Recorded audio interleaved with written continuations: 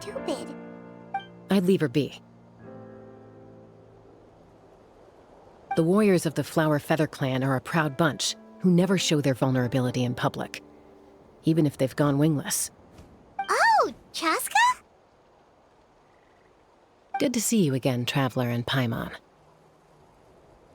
Before we carry on, let's get a little further away before Koyer notices us.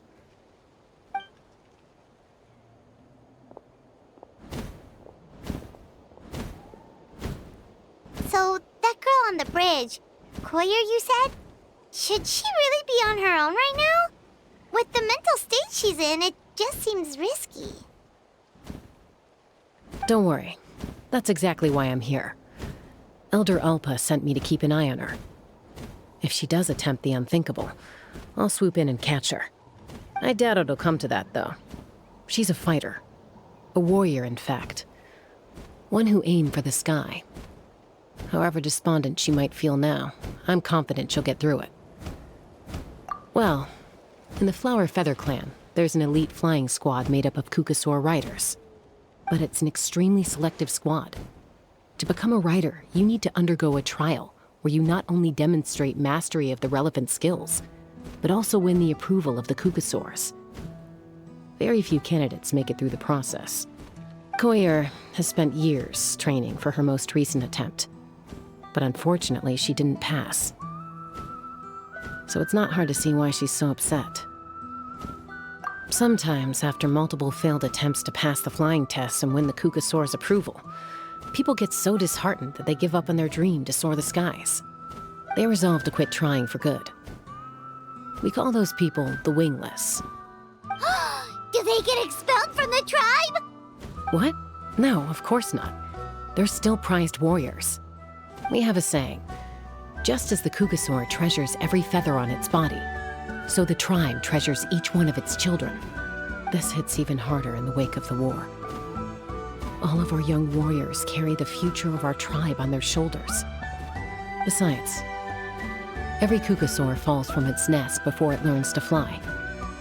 It's practically a rite of passage. Likewise for the wingless, we always hold out hope that one day, when they're ready, they'll rekindle their dreams and keep trying.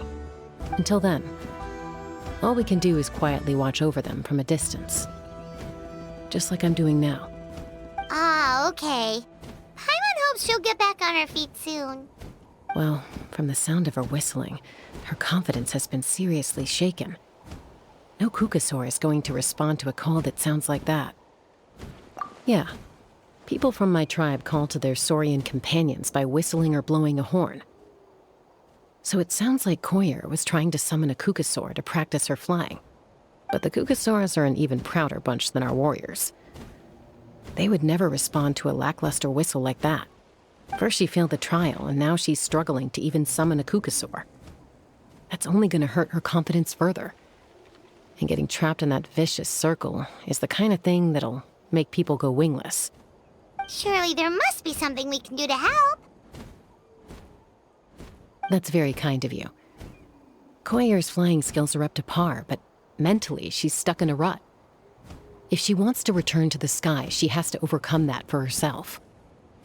I'm going to lay low nearby, just in case she takes a turn for the worse. Let me give you a tour around the tribe once this is all over.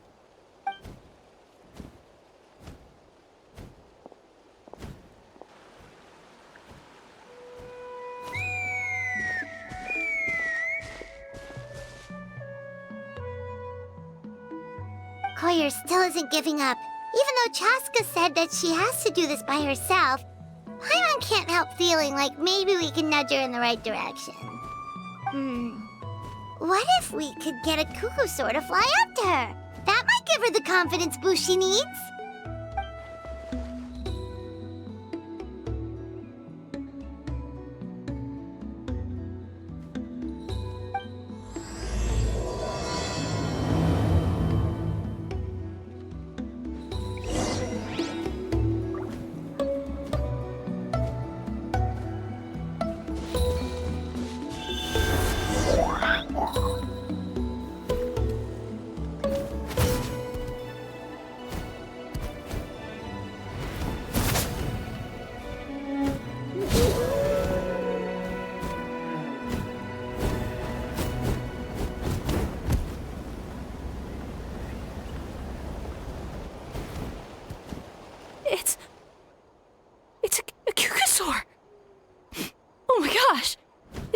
really happening?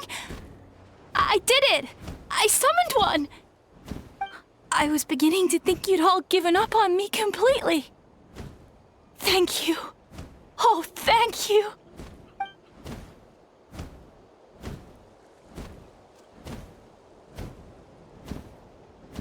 Excuse me? Would you mind if we did some flying practice together? Right now? I think I know where I went wrong in the test now. I need to maintain a higher speed on my turns. So, I just gotta practice my bell tail slides and split S maneuvers. Also, I really want to try some stall turns and cobra maneuvers.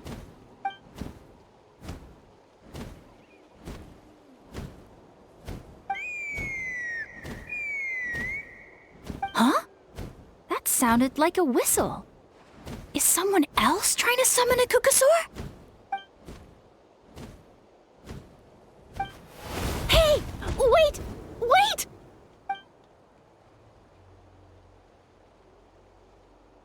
Do you think Koyer's feeling better now? Let's go back to that bridge and check.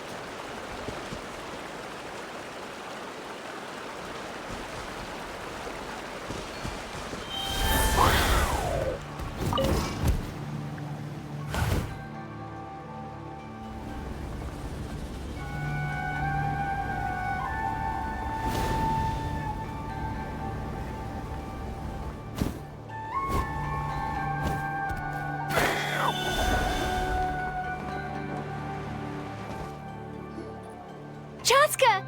I summoned a Kukasaur! They do still respond to me after all! Although, unfortunately, someone else summoned it away again before I had a chance to go for a flight. Oh, really? That is unfortunate. But if you can do it once, you can do it again. Keep at it, and you'll pass the trial eventually. You're right.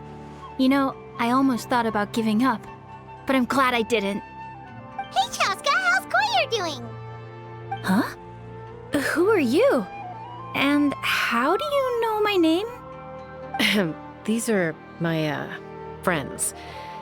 The Traveler and Paimon. You came up in conversation the other day because I was telling them about up-and-coming warriors in our tribe. Oh, the Traveler, huh? So that's you. What do you mean up-and-coming? I'm closer to being wingless than I am to passing the trial. Anyway, we haven't met before, have we? You look so familiar somehow. Maybe you saw him in the stadium? Or anywhere, really. He's been all over Natlan lately, so it's not surprising that you've seen him around. If you say so. Koyer, Chasca.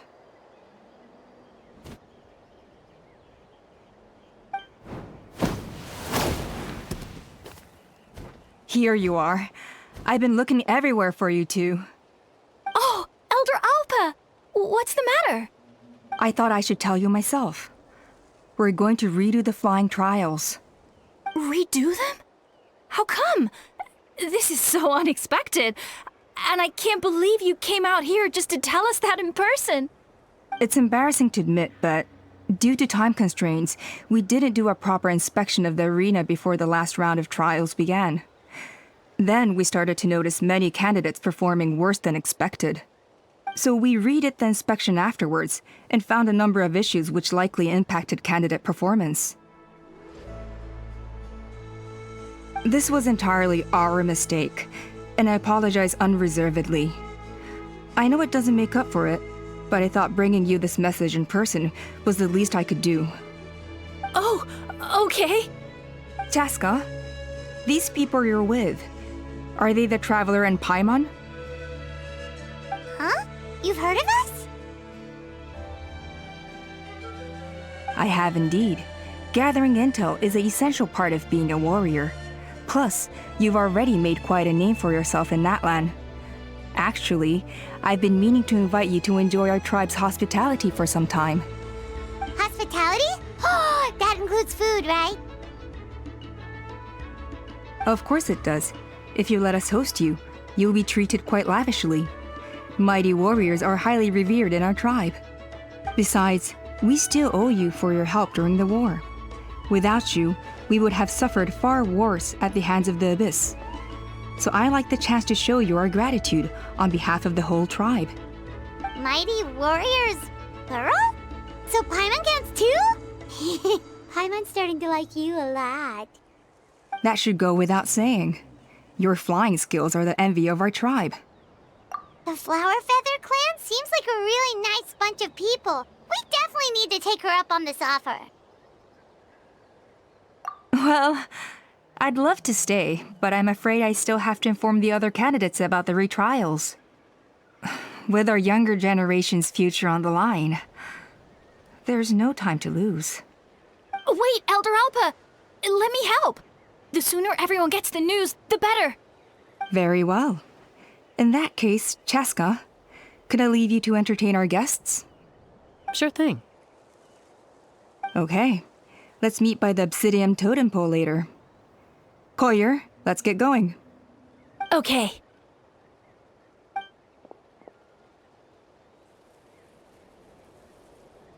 All right, they're out of earshot.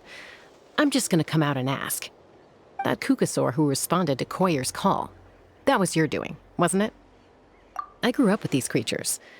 I could tell something was off the second I saw it. His whole demeanor seemed less like a Kukasaur and more like, well, you. So I figure you must have been pulling the strings somehow.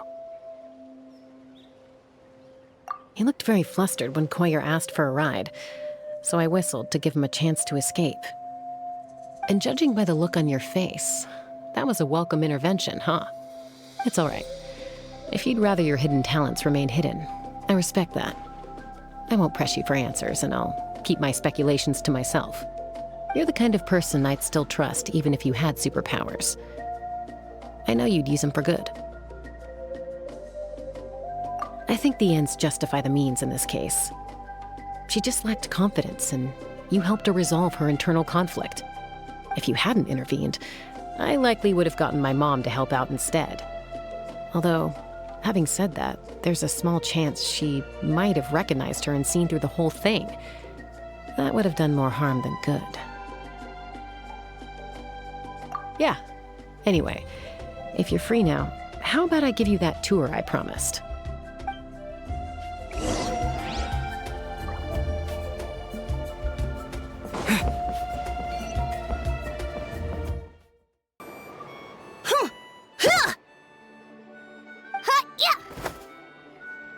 Ready?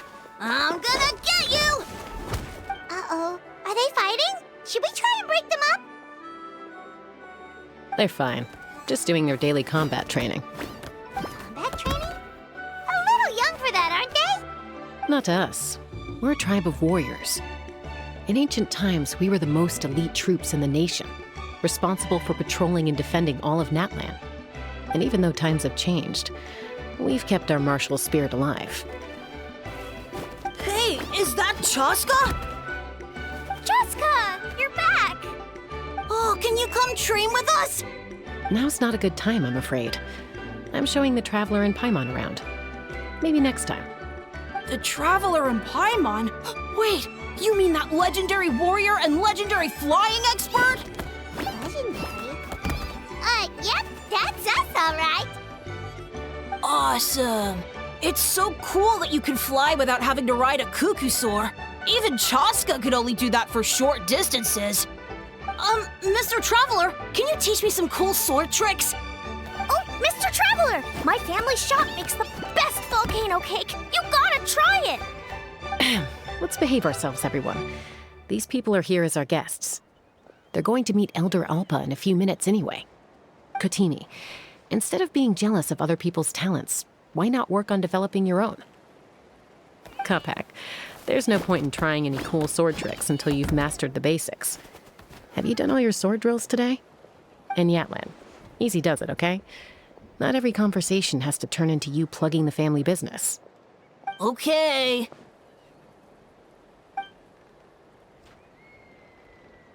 Sorry about those kids. They just got overexcited when they heard your name.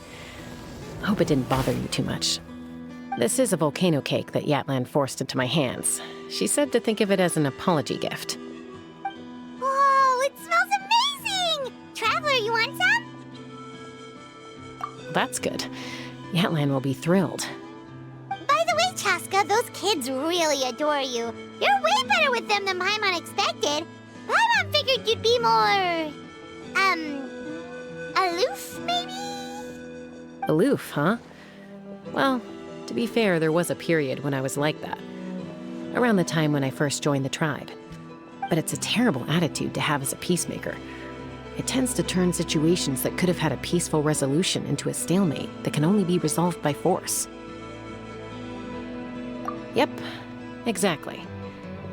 As long as other options are available, I try to avoid that at all costs.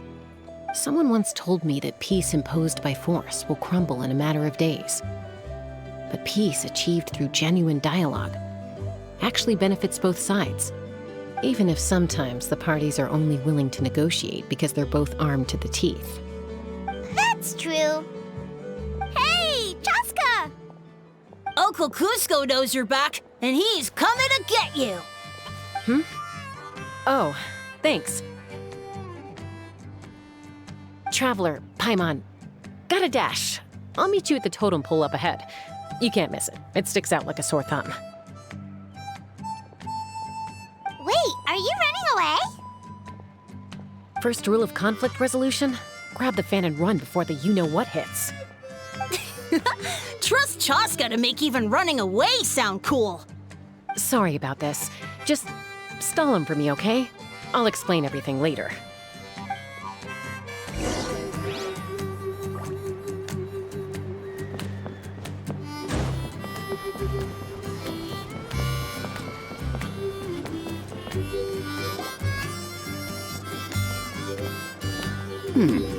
A golden-haired outlander and a white flying object. You must be the traveler in Paimon. I heard Chasca was with you, but I suppose she's run away again, has she? Sorry, who are you? Who am I? Only her father. She's supposed to go for a checkup every 3 months to see how her abyss condition is doing. We both agreed on it. But she's already missed 3 checkups this year. That's 3 out of 4. Yes, she got exposed to abyssal energy as a young child. Then her birth parents abandoned her. It's lucky those wild cuckoosaurs found her when they did, or she wouldn't have made it. They took her under their wing and raised her as one of their own. Eventually, some riders out on patrol spotted her and brought her back to the tribe. But she was practically feral at that point. The moment you took your eyes off her, she'd be getting herself into a fight, or she'd run away to be with the Saurians. She seemed to prefer them to her own kind. She might as well have been a Saurian in human form. That must be the aloof period she mentioned, right? We later discovered that her exposure to the abyss had planted seeds of conflict in her heart. So, we started trying to bring it under control. But ultimately, she's the only one who can control it. Anyway, she's much more human these days. Yeah, don't worry about her. She seems pretty stable to Paimon. She's probably only avoiding the checkups because she thinks it'll stop you guys from worrying about her. Yes, I'm well aware of that. She knows she needs to be careful. If her condition ever took a turn for the worse, she wouldn't be brushing it aside like this. It's just, every checkup she's been to, they find new cuts and bruises. Nothing to do with the abyss, of course. Oh no, that's all fine. The problem with her is, she's her own worst enemy. She's been living dangerously again, I'm sure of it. That's why she's avoiding the checkups. She wants to hide it from us. Yeah, Paimon can see her doing that. Oh. In the past, she always had Koichi to keep an eye on her. Now Koichi's gone, and I don't want to lose another daughter. Chasca's been increasingly reckless since Koichi passed. It's like she's trying to make up for it somehow. Next time you see her, please tell her to be careful for me. Even if she doesn't want to hear it. If she doesn't want to do these checkups anymore, that's fine. I just want her to stop putting herself in harm's way.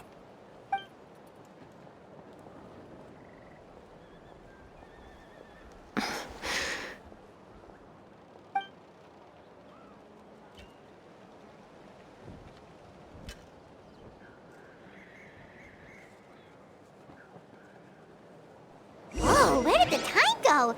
We should be back up with Chasca before it gets any later. To get to the totem pole, we need to head north, right?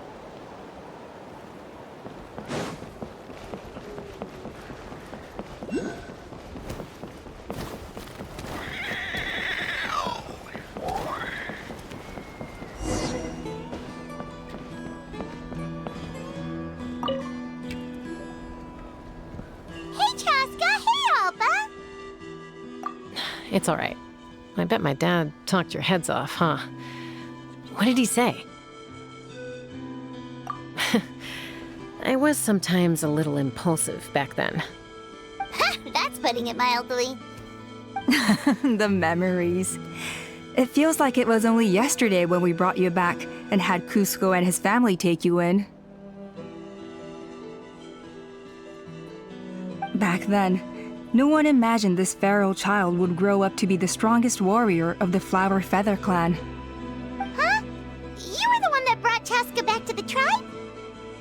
That's right. Elder Alpa was already a veteran rider by then.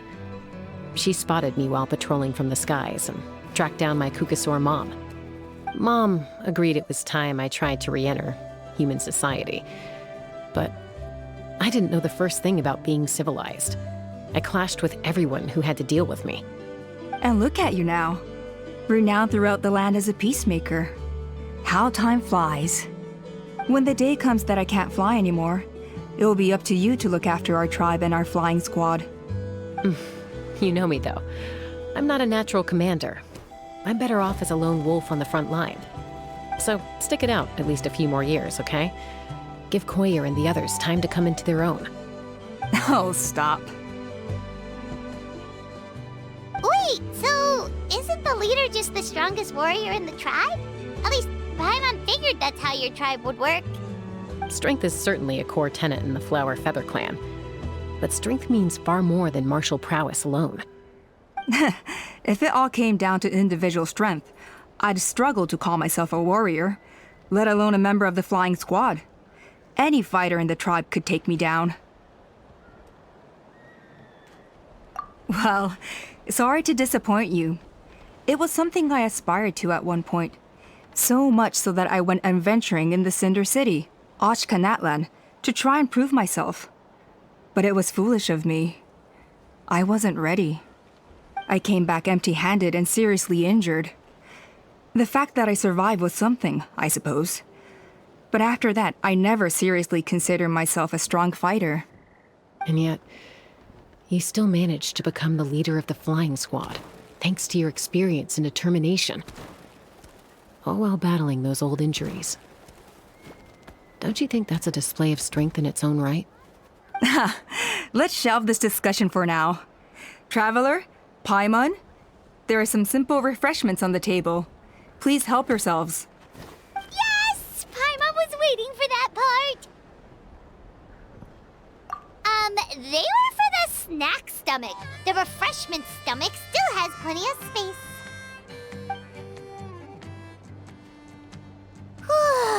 Paimon is so full.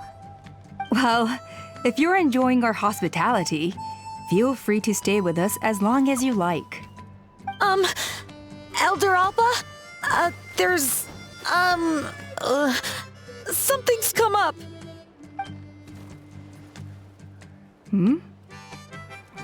What happened? Is it serious? Shall I deal with it? It's... Some merchants showed up, not from our tribe. They said they're here to discuss some potential collaboration with us. Why now? This is terrible timing. There are a few wingless that we haven't managed to reach yet, and we still haven't inspected the retrial arena. Let me handle the other errands while you meet with the merchants. You shouldn't be trying to do everything at your age. You should help too. Seems only fair after all that food we ate. Huh. Well, much obliged. Chasca, the remaining wingless are all people you know. Let's see. Pishika now manages the floating target balloons. Waska's probably still addicted to Eyes on the Feathered Prize, and Junon spends her days up on the flying platform, staring at the Cinder City. I'll leave you to tell them the news.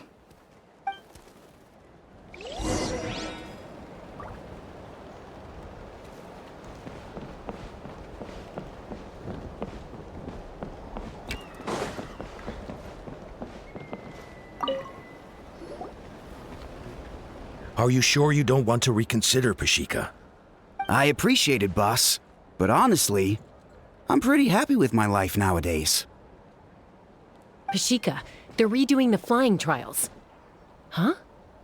Mutoda? Ah, did Alpa send you? I was just telling Pashika the news, actually. The way things are with the tribe these days? I mean, you don't need me to tell you. This here is no future for a seasoned warrior like you. Ah, come on, boss. Do you have any idea how long it's been? I've been wingless for years now. I'm not cut out for that anymore. Of course, I'll do my part if we ever need to defend the tribe. But there's really no point in me trying out for the flying squad now. I've already made my peace with it. Not everyone has what it takes to return to the sky after going wingless. Elder Alpa's perseverance is something else. And it's okay if I'm not destined for greatness. I might not have the Kukasaur's approval, but with my hot air balloons, I can still reach the skies. Handling these balloons every day, seeing how the customers react, the looks on their faces, that's enough for me. Finding something you love doing can be just as hard as passing the flying trial. It's worth holding on to. Fair enough. It's your choice. I won't force you.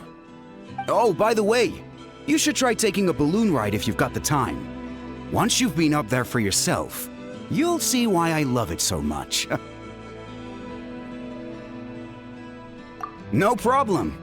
If you ever want to give it a try, you know where to find me.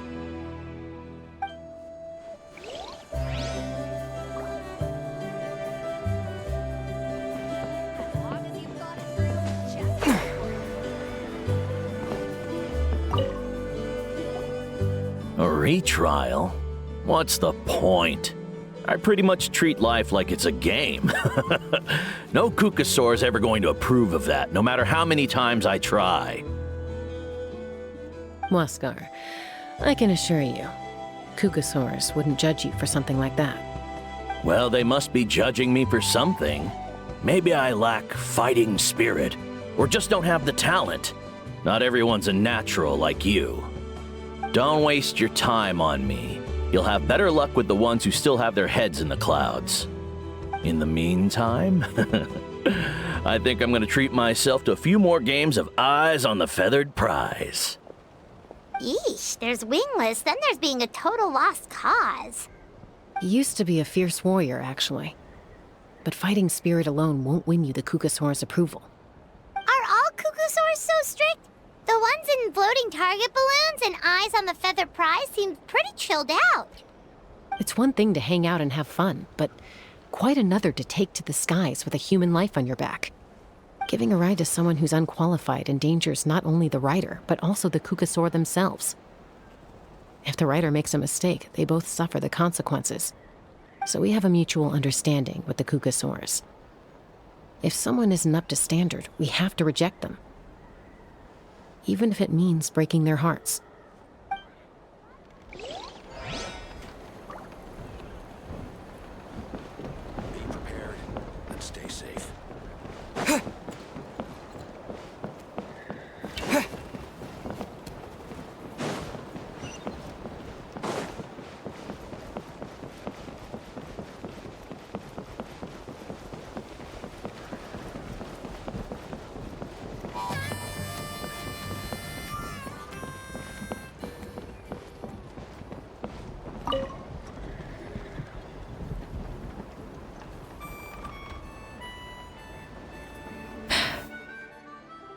Hey, Junan.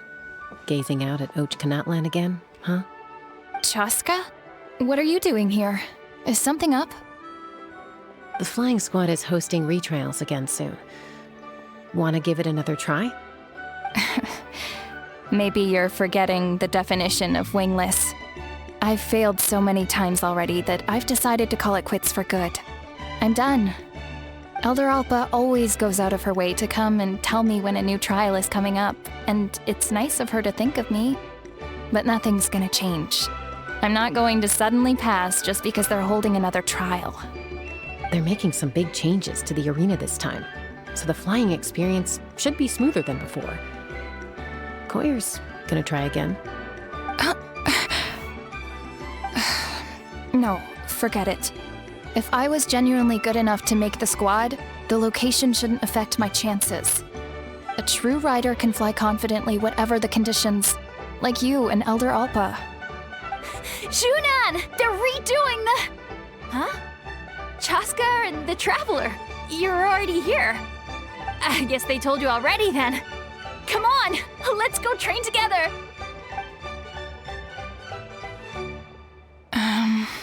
I'm gonna sit this one out. What? Why? But you've always looked up to Elder Alpa. She went wingless after her injury and spent years drifting, but even she came back and made it in the end. If she can do it, why can't you? I mean, I don't have that kind of perseverance. And besides, the last thing I want to do is fail in front of her yet again. Oh, come on. You know you don't need to worry about that. All right, well, how about we just treat this as you being my mentor? Then will you train with me? I mean... Enough umming and ahhing. Let's just get up in the air and figure it out as we go. Wait! Hold on, slow down. I can't keep up. Well, that's one way to do it. They've been best friends since they were kids. If anyone knows how to get Junan out of a rut, it's Koyer. You helped Koyer deal with her internal conflict, and now she's done the same for someone else. You know, people often talk about how one conflict leads to another and so on. But sometimes in life, things spiral in a good direction instead.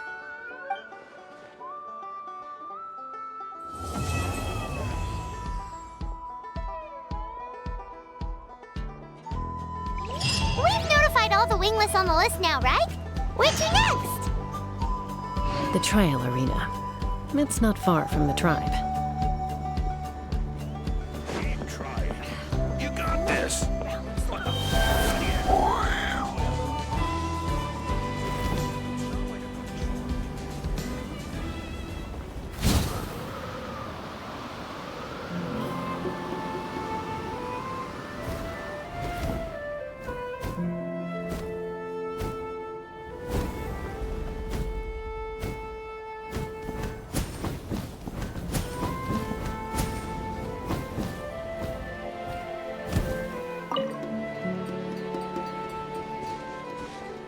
Oh, hey there, Chasca.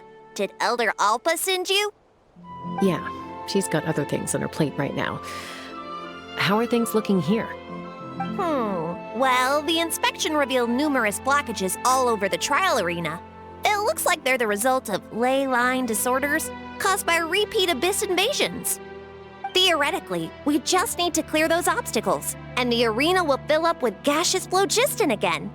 But that's proving difficult to achieve in practice, for all sorts of reasons.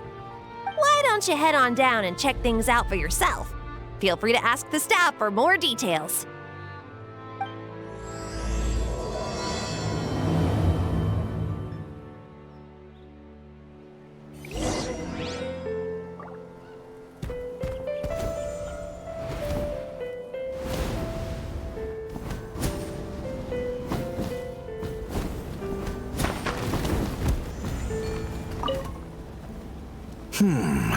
I think it should be possible to clear this spot with just a few hard hits.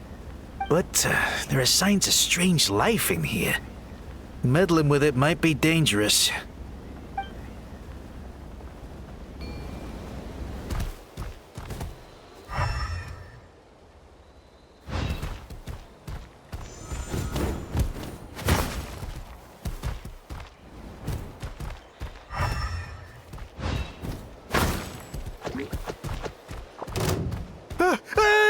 Monsters!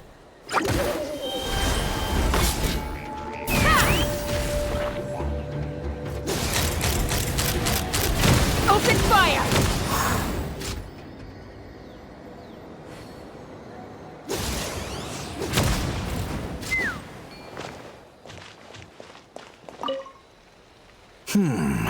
I think it should be, but there is...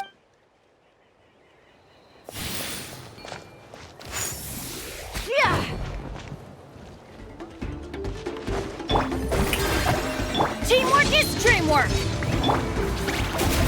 Take me up! Bullseye!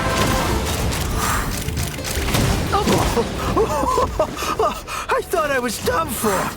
Oh, this spout should be good now. Thank you very much.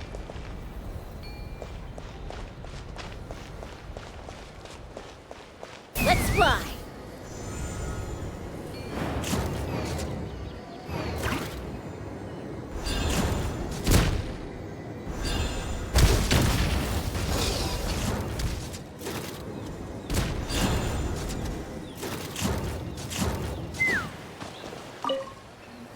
How strange. Why is there so much solid flow just in here? Well, could be from the Children of Echoes. Maybe it got swept up here due to the ley line disturbances? And I did see those strange markings on the cliff. I can't think of a way to resolve this. Short of going all the way to the Children of Echoes to borrow it to Petlisaur.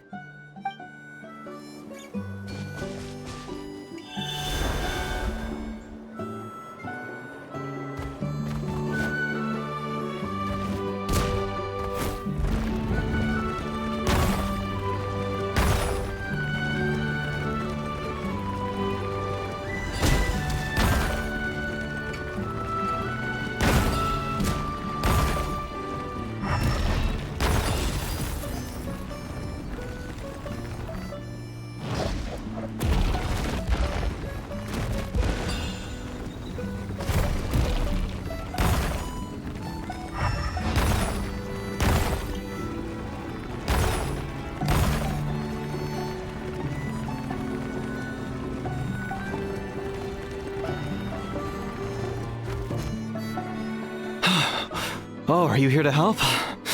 Thank goodness. There's no way I could do all this by myself. So the blockage here has to be cleared using a special bomb, but carrying explosives up that steep slope would be a recipe for disaster. If I dropped it or slipped and fell, I'd be blown to bits in an instant. So, my plan was to transport the bomb to the other side, then send it over in a hot air balloon. All I need now is for someone else to strike the balloon at the right moment, dropping the payload right on top of the spout, and problem solved. What do you think? Simple enough, right? Huh? Oh, that one. No, I've got no idea who that belongs to. Or how they got it up so high. I just wish I could fly up there and check out what kind of tech they're using. Ah, well. Getting the trial arena back in order is more important. I'll head over and set up now. Let me know when you're ready.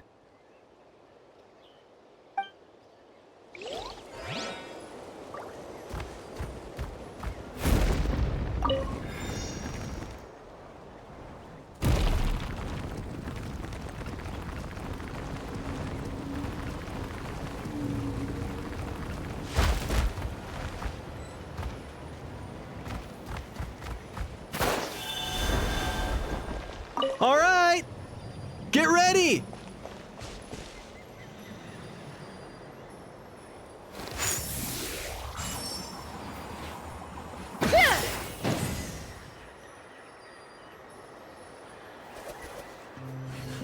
All right, get ready.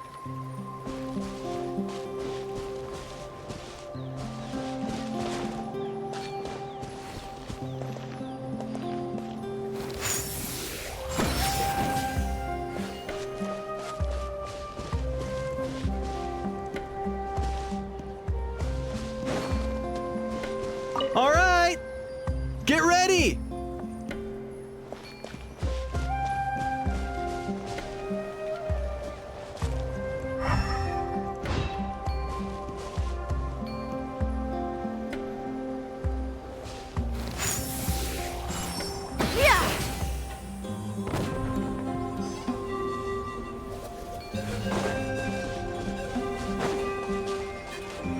me up!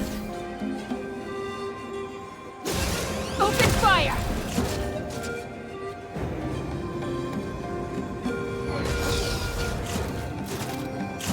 Giddy up!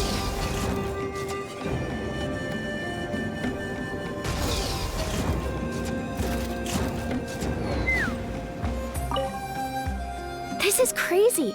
I put all of my strength into it, but it just won't break. Maybe Inkanak was right after all. If a stable structure is formed inside the solid phlogiston, I'll need to hit all the weak spots at the same time to break it.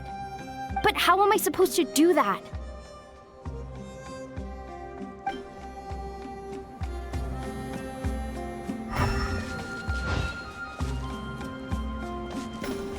Let's fly. The gaseous phlogiston is being replenished. Looks like all the spouts have been unblocked. Let's head back up. Wow, you took care of everything in no time at all. Incredible work. Now we just have to wait until the gaseous phlogiston is fully replenished. Then we can kick off the retrials. Actually, Inkanak, I'd like to do a test flight first, just to make sure we're not missing anything. Could you arrange that for me? Huh? But you only just finished getting the arena ready. There could still be other hazards we're unaware of. All the more reason to have me test it out. Think of it as another inspection. I guess you're right. With your flying skills, you won't be in any serious danger, even if there are hazards we overlooked. The conditions in this area seem a little unstable, but a test flight is the only way to catch any lingering issues. All right, I'll get things set up for you. Just let me know when you're ready.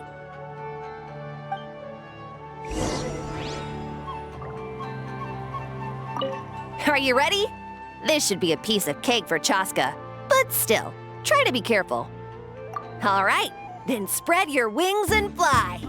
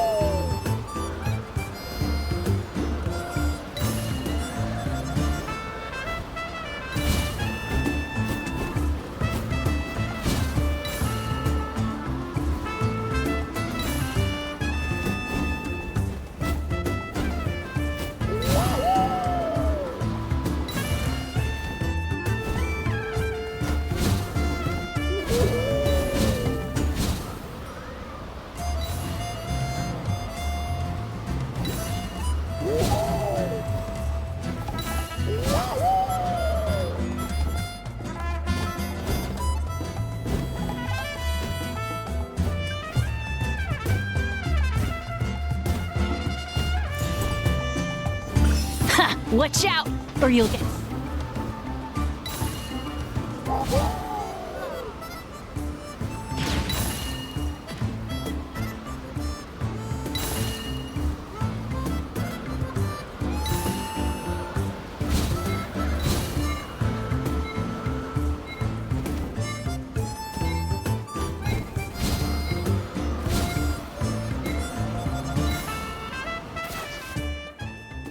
That was amazing. Paimon couldn't take her eyes off you.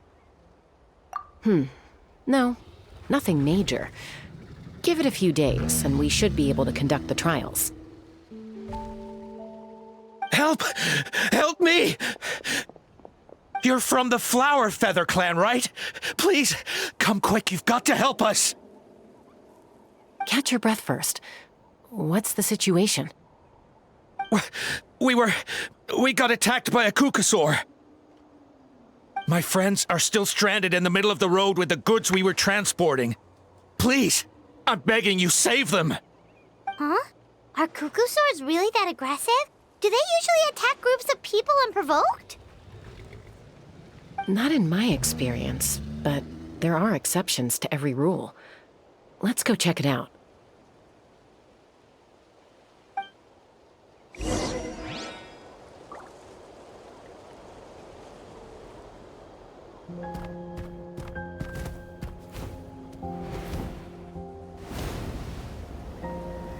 Ouch! I've never seen such an aggressive cuckoosaur.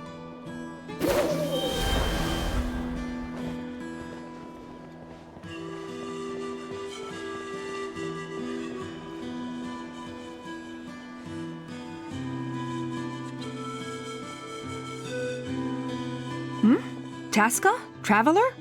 This is a surprise. Elder Alpa? Huh. So, where's this aggressive cuckoosaur we've heard about? Already flew away. Looks like it backed off once it realized that reinforcements were coming. So why do you think it attacked these people in the first place? Was it after the food? No. These merchants are even transporting food. Ah! Thank goodness! The phlogiston wings are intact! Phlogiston wings. Thank you so much for coming to our rescue. These phlogiston wings are our most prized goods. If anything happened to them, it would ruin us. Wait a minute. Are you the merchants that were looking to collaborate with us? Wormy told me about you. Yeah, that's us. So I take it you're Elder Ulpa? I am. You must be exhausted from your journey, not to mention shaking up from the attack. Let me bring you back to our tribe to rest. We can talk business after you've recovered. But Elder Alpa, what about the cuckoosaur attack? Well, our guests here weren't seriously injured, and their goods are intact. Perhaps that cuckoosaur was just having a bad day. There are so many of them around here. You'd expect something like this every once in a while. I don't think we need to pursue it any further. More importantly, how are the preparations for the flying trials going? Is everything in order over at the arena? Huh? Did you say flying trials? What a coincidence! Sounds like a perfect use case for our phlogiston wings. You'll be pleasantly surprised by what they can do. Oh, really? Now I'm intrigued. Well then, let's forget all about this cuckoosaur attack for now. We have some serious business to discuss.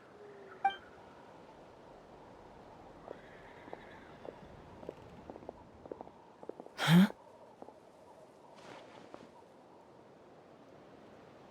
So that's it? That all went smoother than expected. Well, guess we'd better get going. Huh? Chasca?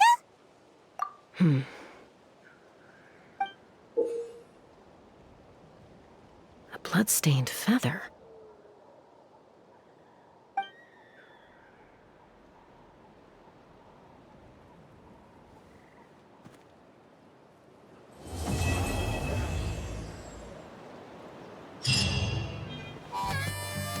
The Flower Feather Clan should be about ready to hold the new flying trials by now. Let's go check it out.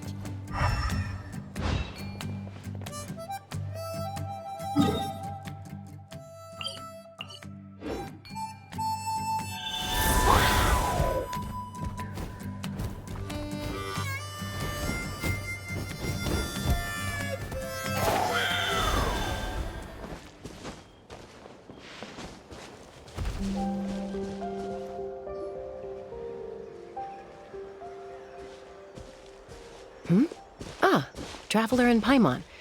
You came. Yep, and it looks like we made it just in time. Although, can't say the same for the cuckoosaurs. Bit of a low turnout, huh? Yeah, you'll see why soon enough. All right, get ready. 3, 2, 1, fly! Whoa! We're really flying! I feel light as a feather. I'm flying without a cuckoosaur. These phlogiston wings are awesome. What's going on? Paimon can barely believe her eyes. How did they fly all on their own? The merchants we ran into that day were selling a product called phlogiston wings. It's a flying machine worn on the back. To operate it, you just use a handheld trackball that controls the flow of gaseous phlogiston. That's incredible. Yeah. If our tribe, well, if Natlan mass adopted this technology, It would revolutionize our mobility and responsiveness in times of crisis. Just think of the countless tragedies that could be averted. I feel like I'm dreaming. Did I really just fly on my own without the help of a Kukasaur? You'd better believe it! Plus, you just passed the flying trial! Right, Elder Alpa? Elder Alpa? Should this really count as a pass if we did the trial using phlogiston wings? Why not? The scoring rubric is about flying performance. It doesn't specifically say you have to ride a Kukasaur, does it? Yeah, maybe, but I mean, even Chasca had to ride a Kukasaur in her trial, right? And the whole point of the trial is to test both your flying technique and your ability to work with a Saurian companion. Well, if we can fly by ourselves, maybe we don't need to test the ladder anymore. Chasca, Traveler, what are your thoughts on this new invention? Right? That's what I think too. I agree that they have strategic value, but I don't think it makes any sense to evaluate candidates by the current testing standards if they're using phlogiston wings. Why? Shunan finally mustered the courage to go through with this, and now you're saying it doesn't count? We don't have any experience using these wings in battle, nor is it immediately obvious how to incorporate them into the existing systems in our tribe. Taking a longer-term perspective, I think we need to start by getting thoroughly acquainted with how these things work. Then we can develop a new trial format with new assessment criteria, tailored to candidates using the phlogiston wings. You all raise valid points. But Chasca, while your proposal sounds perfectly reasonable, it would probably take years to put it into practice. We lost so many people in that war. These phlogiston wings could be exactly what we need to strengthen our forces and boost morale in this trying time. And as for real-world battle experience, there will be plenty of opportunities to gain that. I have high hopes for you, Junon. Huh? Hey, stop staring into space! Say thank you! Oh, thank you. Thank you, Elder Alpa. You have nothing to thank me for. Remember, the way you got your wings back was by relying on yourself. Oh, Elder Alpa! Bad news! Kukasaurs are attacking the merchants again! Again? Okay, everyone, stay put while I... Huh? Chasca?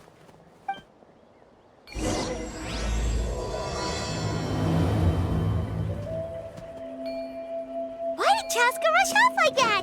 And then Elder Alpa and the others too? Anyway, let's go see what this is all about.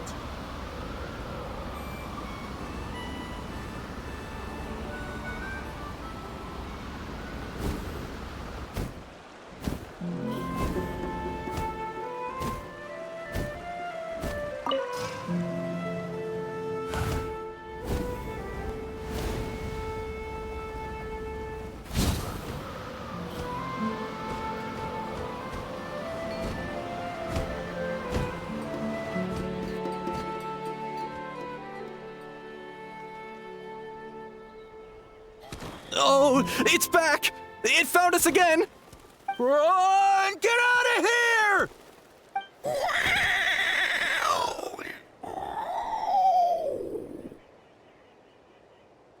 Curses! She's really riled up this time! Hey! Stop running! We'll never outrun a creature with wings! Get back here and let's fight!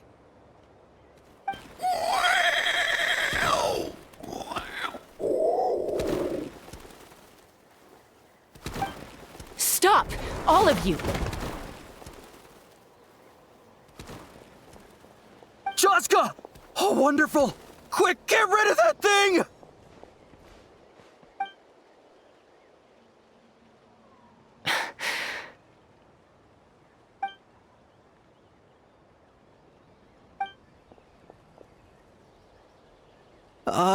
What's going on?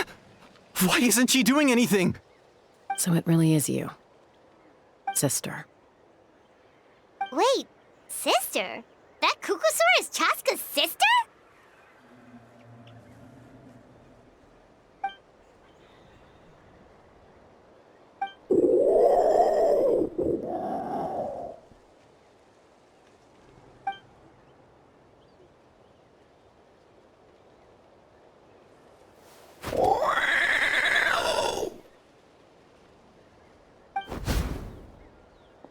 Koya, wait! Is Chasca gonna be okay? Should we go check on her?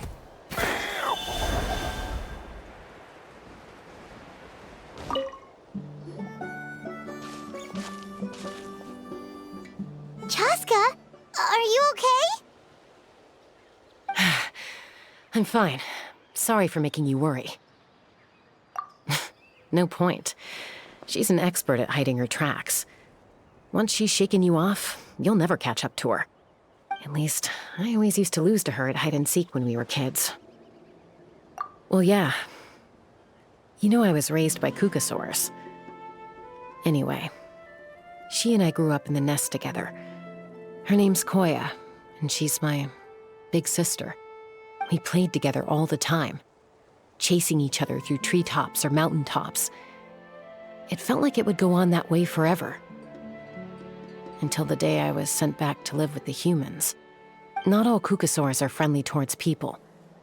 Koya, for instance, she's fine with me because we grew up around each other, but she's not fond of other humans.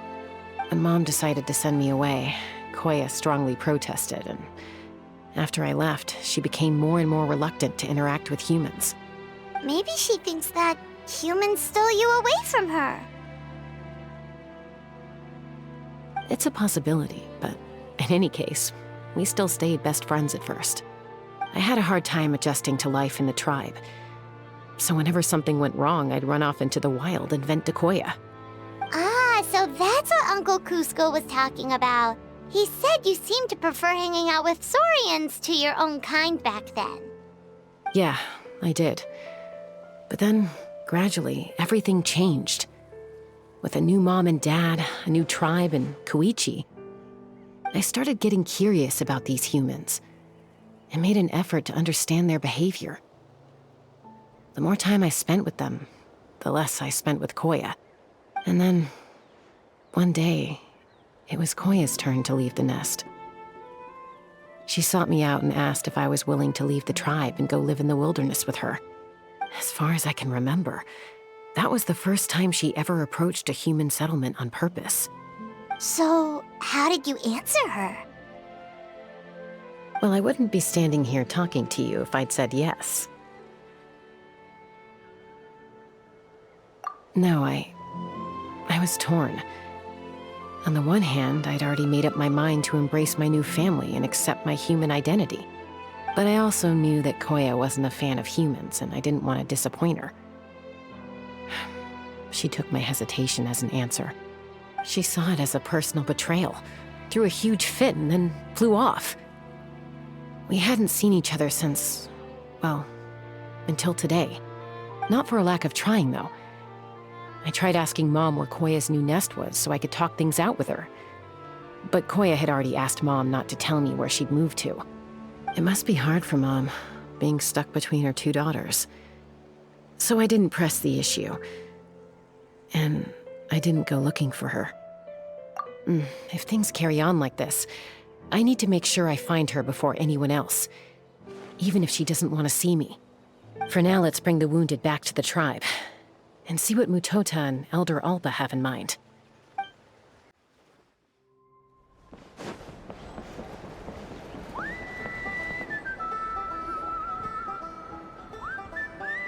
So, I hear there's been another Kukusaur attack. Ha! I knew it! They're wild animals, and they can't be trusted. Hey, show a little respect. The Kukusaurs are our partners. Maybe in the flying squad, but they don't give a hoot about the rest of us. Well, now that we have the phlogiston wings, do we even need the Kukusaurs anymore? Are you kidding? How are we supposed to protect our tribe without them? I didn't mean it like that. Huh? Protect our tribe? Or are you just scared that your precious flying squad will lose its prestigious position? You take that back! Things are changing so quickly. Chasca, there's a conflict emerging there. Aren't you going to nip it in the bud? The whole tribe's talking about this now. Breaking up a single fight won't solve anything. The real source of conflict here is the phlogiston wings. And what happened with Koya. On any other day, people would just brush this attack aside. After all, clashes between wild Kukasaurs and humans are no more common than those between people. But now that the phlogiston wings have entered the equation, it's sparked a debate over whether our tribe needs the Kukasaurs at all. I worry that we risk repeating the mistakes of the Cinder City. Back then, Lord Ochkon's hatred of the Saurians nearly destroyed the peace forged by the Pyro Archon. Chasca, to prevent things from deteriorating further, I'd like to task you with restoring peace to the tribe. I will. Traveler, you've already done so much for Natlan, and the Flower Feather clan has no right to ask more of you. But... Thank you. And don't forget about Paimon. Just leave this to us. This whole situation has unfolded so quickly that it's put us on a back foot. To tell the truth, it makes me a little suspicious. You think someone might have orchestrated all this? It's possible. Leave it with me. I'll look into it. Also, Chasca, could you try to keep a low profile while you're out there digging around? We don't want to give our hand away. I'll do my best. Okay, so where should we start? This all began with Koya's attacks. If we can find out what led her to do it, that should give us something to work with. Unlikely. Given how she reacted when I showed up, I don't think she's forgiven me. If you want to resolve a conflict through dialogue, sometimes you need a third-party facilitator. Let's go see my mom.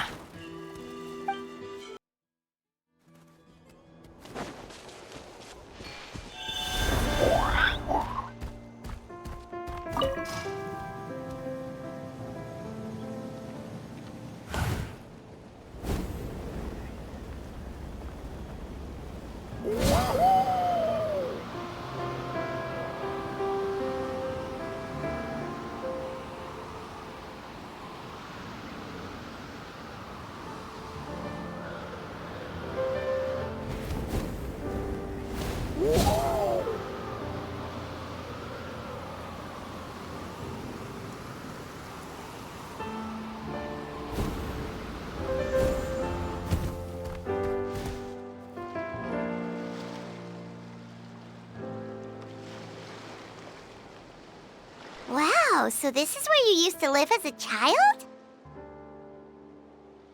Mm-hmm. When I was little, we used to do this thing where I'd jump from the top of this tree, and Koya would fly over from the platform and catch me in midair. Or sometimes we'd both fly from the treetop together, and then after some aerial maneuvering, she'd throw me up onto that platform. After we got a bit older, we went to the nearby shores looking for even greater heights. Stop! You're gonna give Paimon a heart attack! Oh, really? I just thought it made a fun story. Then I'll share more with you when there's time.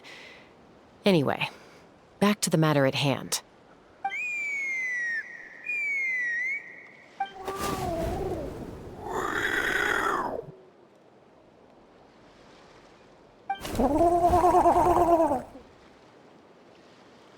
Hey, Mama Bird, I'm back. My last visit was only a week ago, wasn't it? See? I visit you more than I visit Papa Cusco. I brought a couple of friends with me. These are the Traveler and Paimon. Traveler, Paimon, this is my mom. Her name is Chimpu. In the human tongue, anyway.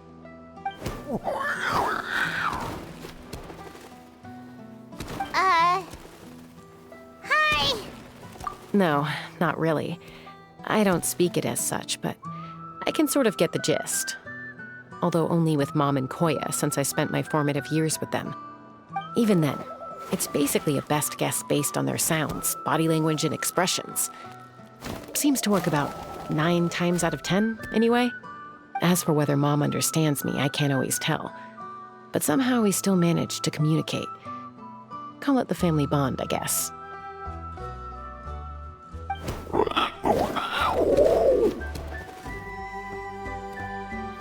Don't worry. I'm doing well, but I think Koya might be in some trouble.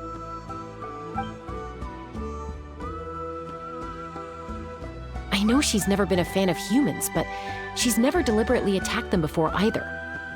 What's behind this sudden change? Does, Auntie Chimpu know anything? Doesn't look like it. Koya hasn't visited her in a long time. Then, could you please tell me where she's living nowadays? I really need to talk to her. If this animosity between her and the tribe continues, then the next time there's an incident, I don't know if I'll make it there in time.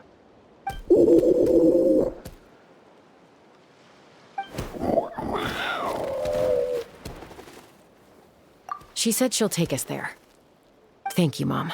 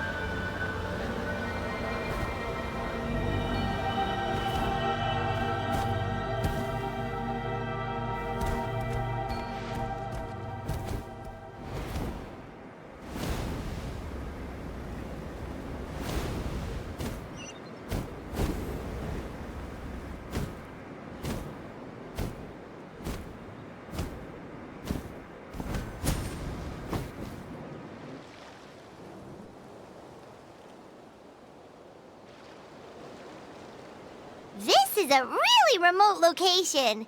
Guess she was trying to get as far away from humans as possible.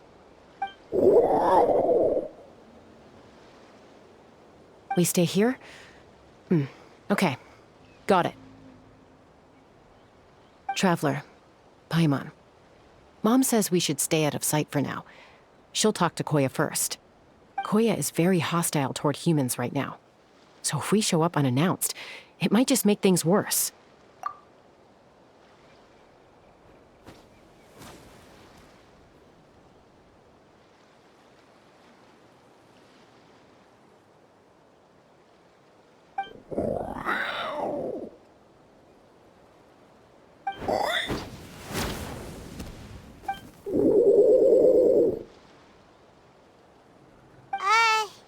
Any idea what they're saying? Sounds like things are more complicated than I imagined. There's evidence in this area suggesting that Koya might have been the victim of a human attack.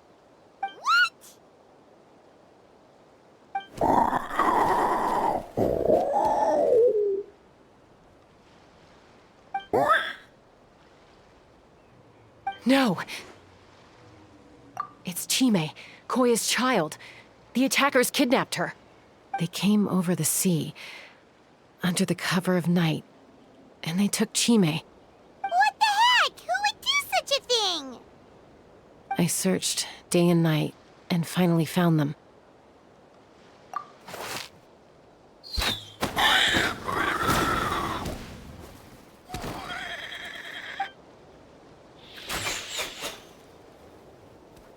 Oh, yeah! T'Pol's contraption is working like a charm! Got her in one! Hey, there's another one! Wait, is that the one that got away last time? Who cares? Just get them all! T'Pol pays us per catch.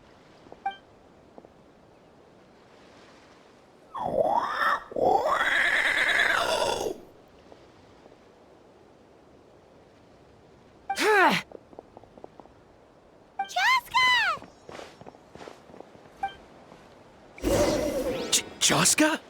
How do you get here? Quick, stop her! Don't you even think about running away!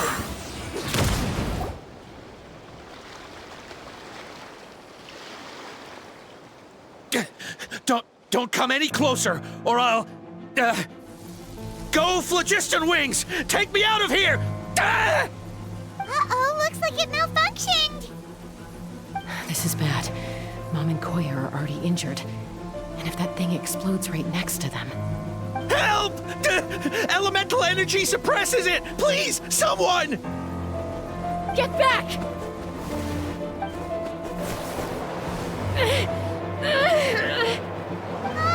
It's still going, and it's getting worse. Guess we need a more permanent solution. All right then.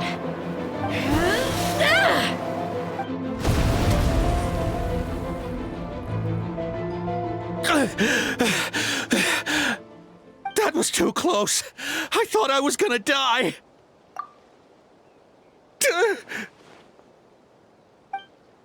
Answer us honestly. Were you the ones who attacked Koya before?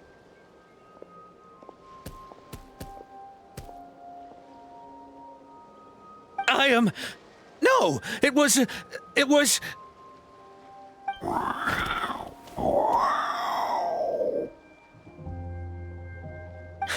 Well, she says it was you. Just tell me, who sent you here? It was T'Pol. He told us to catch all the wild Kukasaurs we can find. And he also said that this Kukasaur has become a thorn in his side, so it needs dealing with urgently. T'Pol? Huh. Sounds familiar. But where from? Well, he tends to send his orders in writing. He pretty much never communicates with us in person. When he does, he wears a mask to hide his face. And whenever we trade Kukasaurs for Phlogiston Wings, we deal with his henchmen. So you didn't even make those wings? All we did was slap some labels on them and transport them over here, to make them look like they're imported. To make it harder to trace their origins. I don't know, honest! Well, that's mighty convenient, huh? What about if I held a gun to your head? Would that change your answer? No need. I'm sorry. I'll tell you everything I know. T'Pol doesn't tell us much, but he always stresses that he wants them alive. So that gives us some clues. This is just a best guess, of course, but we suspect that the gaseous phlogiston stored in the trackballs is drawn directly from the Kukasaurs. What?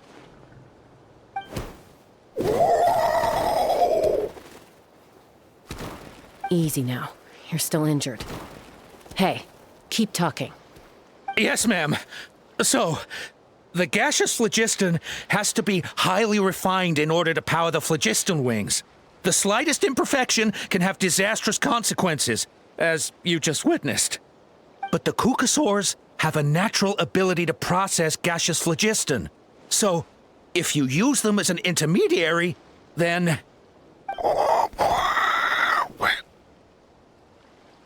That's enough. So the Kukasaurs you took, where are they now? T'Pol should have them. But no one knows where he's based, apart from him and his henchmen. We've tried looking for it ourselves, even followed them a few times. But we always end up losing track of them. Random thought. Maybe they're hiding up in the sky? T'Pol. T'Pol. I'm sure I've heard that name. Maybe it was... Chasca, Traveler!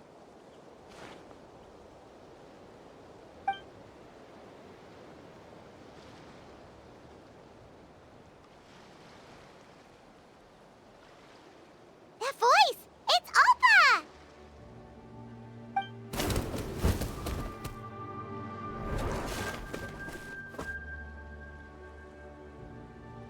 Elder Alpa? What brings you all the way out here? Well, I was patrolling nearby when I heard the sound of an explosion. What's going on?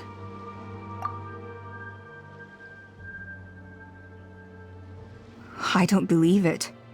Elder Alpa, does the name T'Pol ring a bell to you? I feel like I've seen it written down before. Maybe in a list of candidates for the flying trials? Huh? So he's a member of your tribe then? No. If he was a member of the Flower Feather Clan, I'd definitely know him.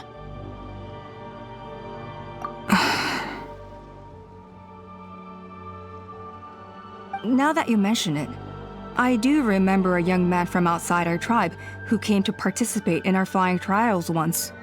You were away on a mission at the time, which is probably why you don't remember him. He was a craftsman from the Children of Echoes, but he'd always dreamed of soaring the skies, so he wanted to join our flying squad. The Children of Echoes? That's rare. But despite his best efforts, he unfortunately failed to pass the trial and gain the Kukasaur's approval. In the end, he went wingless and returned dejected to the Children of Echoes. Wingless, huh? Maybe he invented the phlogiston wings to get revenge on the Kukasaurs. Perhaps. Or maybe it's simply his way of dealing with his regrets over his past flying endeavors. Either way, it doesn't excuse his abuse of the Kukasaurs.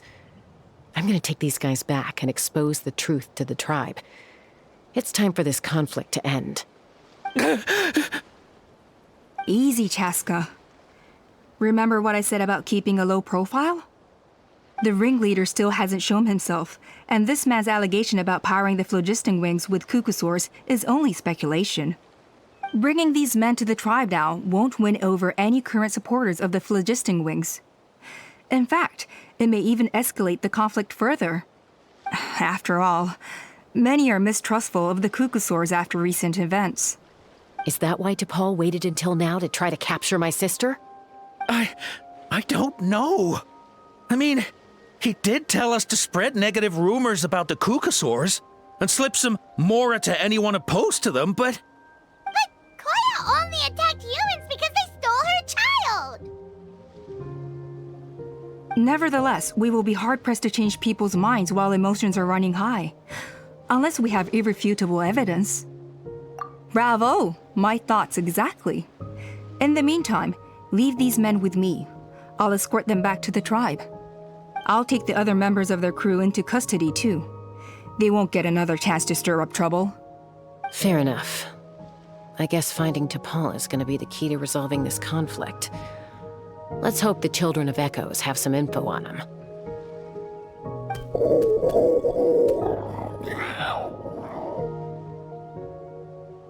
Sorry, whatever it is, it'll have to wait till this is all blown over.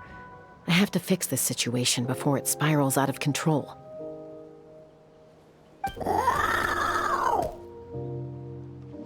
Mom, Sis, rest up and get well soon. I gotta fly.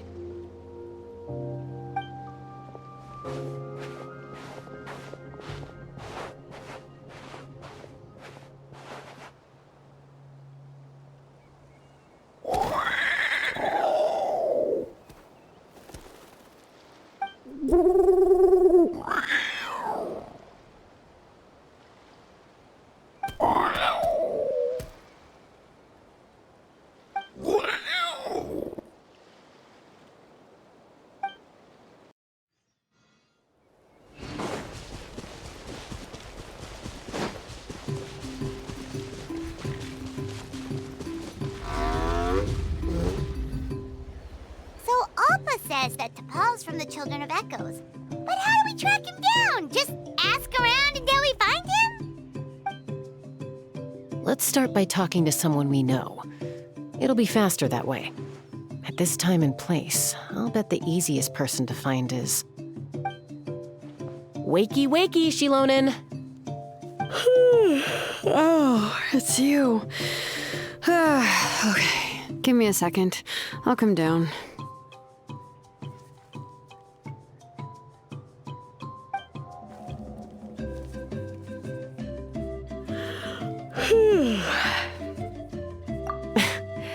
I climb trees to fly further and see farther.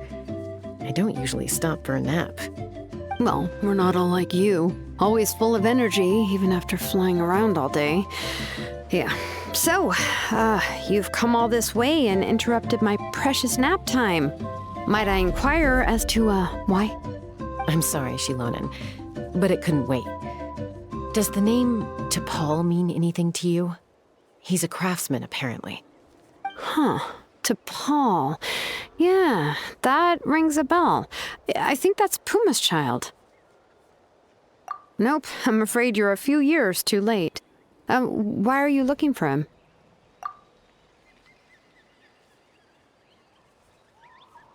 Huh, phlogiston wings. Wow, okay. The kid actually pulled it off. Well, looks like, no more rest for me today. Pulled it off? You mean he's tried making something like this before? Yeah, he started trying to build a flying machine right after he got back from the Flower Feather clan. So right after he went wingless, then. Was this flying machine anything like the gun you made me? You mean your gun that's harder to tame than the proudest Kukasaur? No, he wanted to build something that allows anyone to fly freely, even if they're not naturally gifted. But he never got very far back then, though. Blew up his workshop a few times and barely made it out alive. I never really kept up with him after that. His parents traveled a lot in their youth and only returned to the tribe after he was born. But they settled in a remote area and don't interact with other people much. Which means most people in the tribe don't know them very well. Your best bet is to chat to his direct family. I'll, go get Puma. Wait for me in front of the workshop. I won't be long.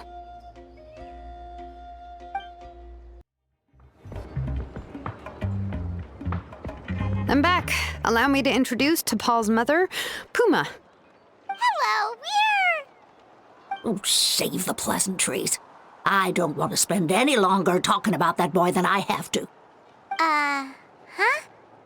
I disowned him long ago. He is no child of mine. All he cared about was his pipe dream of reaching the sky. Oh, we tried to talk sense into him, but he was obsessed. And then when he left us, he spouted some nonsense about building a workshop in the sky to avoid the constant criticism of us ground dwellers. He left his notebook behind. Whatever questions you have, you can look for them in there. I am done talking about him. He's no son of mine.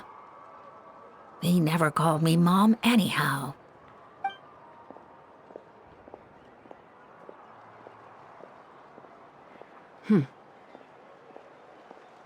Wow, they've really fallen out. Paimon sure wasn't expecting that. Her husband, T'Pol's father, he passed away recently, and T'Pol didn't even bother to show his face at the funeral. If you ask me, that was probably the final straw for Puma. I'll go keep her company. If there's anything else you need, just come and find me. Thank you. Okay, so this notebook is the only lead we've got now, right? What's in there?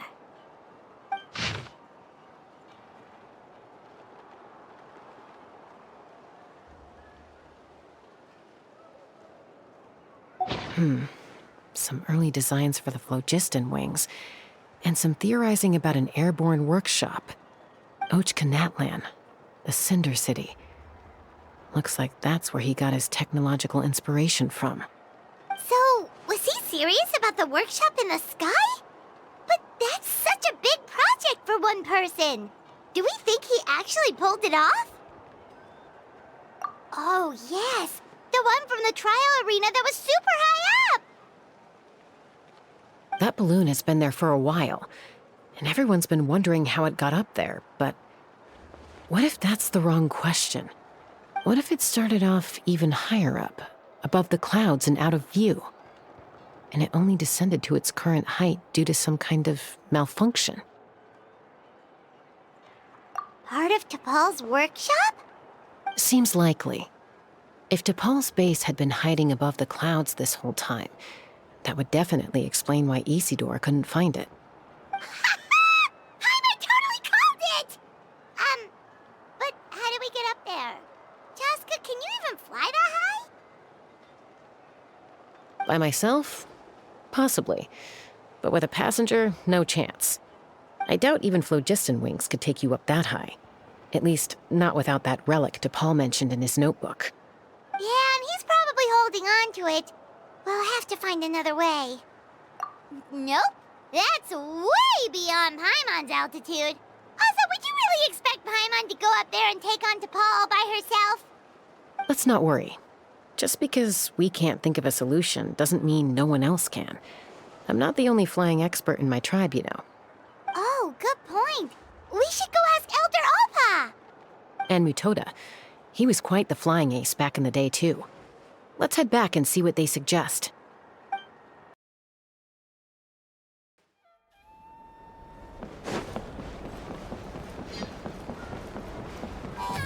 No more Kukusaurs. We want phlogiston... Chasca, you're finally back. Things are getting really tense in the tribe. Have you made any headway with your investigation? Some people even think we arrested the merchants just to support the flying squad and crack down on the phlogiston wings.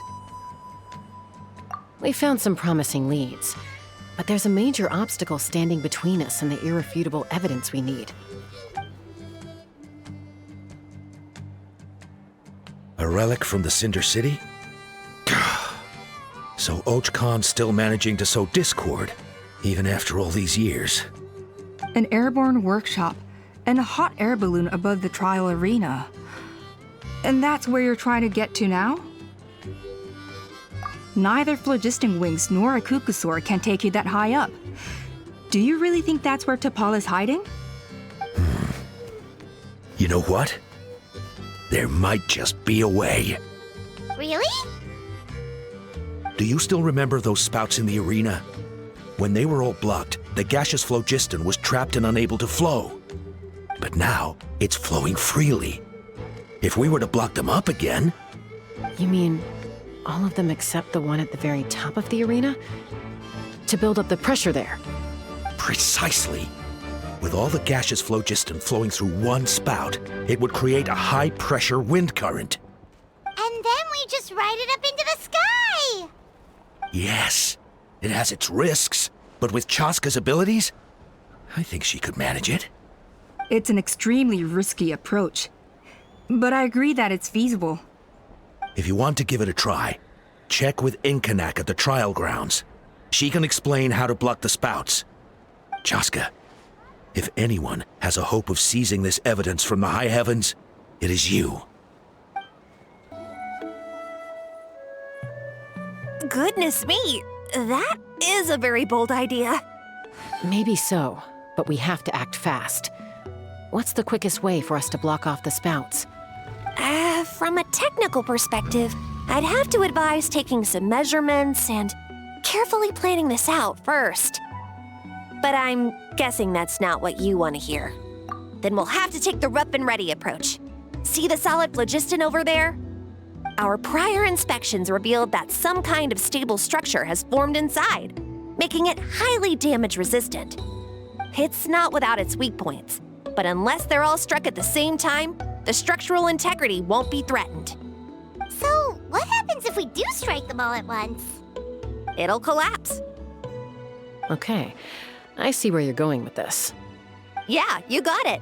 As long as you hit all the weak spots at once from the right angle, the solid phlogiston will fall right on top of the spout and block it up. You're right about rough and ready. Sounds like my kind of plan.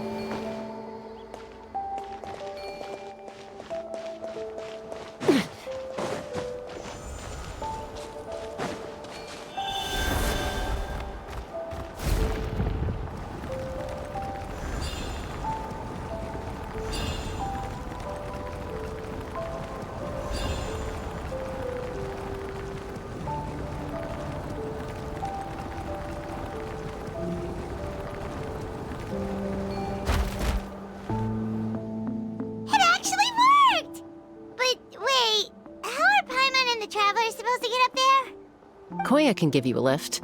She's actually been following us this whole time.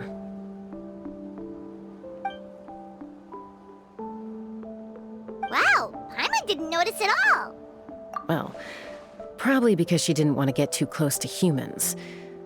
Or maybe just me. But right now, we need her power.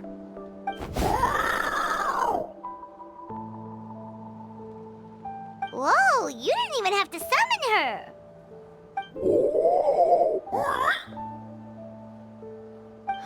Yes, up there. That's probably where Chime is. All right, let's go have a little talk with this T'Pol.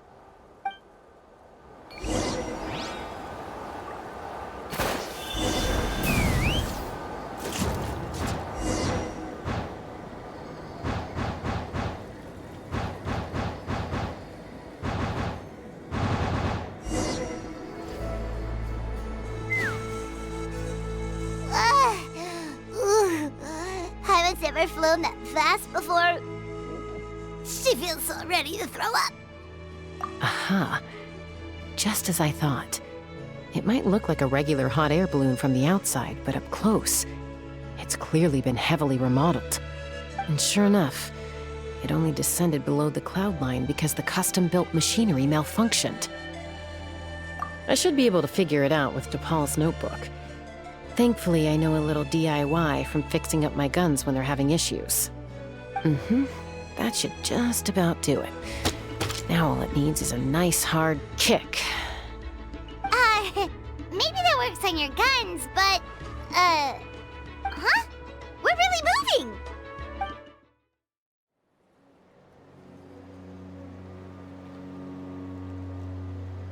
Here it is! The workshop in the sky! Oh, you gotta see it to believe it. Makes you wonder why T'Pol even bothers with phlogiston wings when he has tech like this. Well, according to the notebook, the platform beneath us runs on components from the Cinder City. Those can't be mass-produced. Also, I have some doubts about its mobility after seeing how it moved just now. For someone like T'Pol who dreams of flying freely, this definitely doesn't cut it. But if he's got that relic, he should be able to make a set of prototype wings for himself, right? Why bother making a whole flying workshop so he can mass-produce them? But this doesn't add up. If he's already achieved the power of flight, then he must have bigger dreams we don't know about. But what? With any luck, we'll find the answers in his workshop.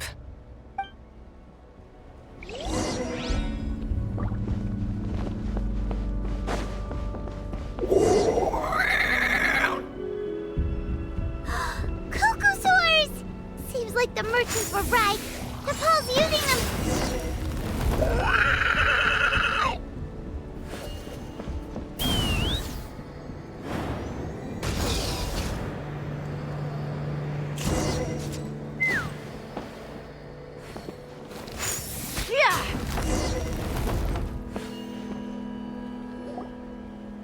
Why won't it fly away like the others?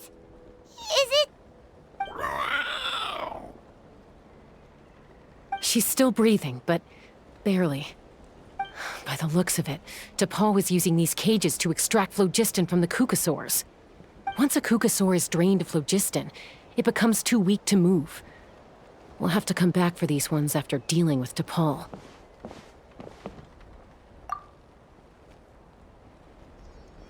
Let me see.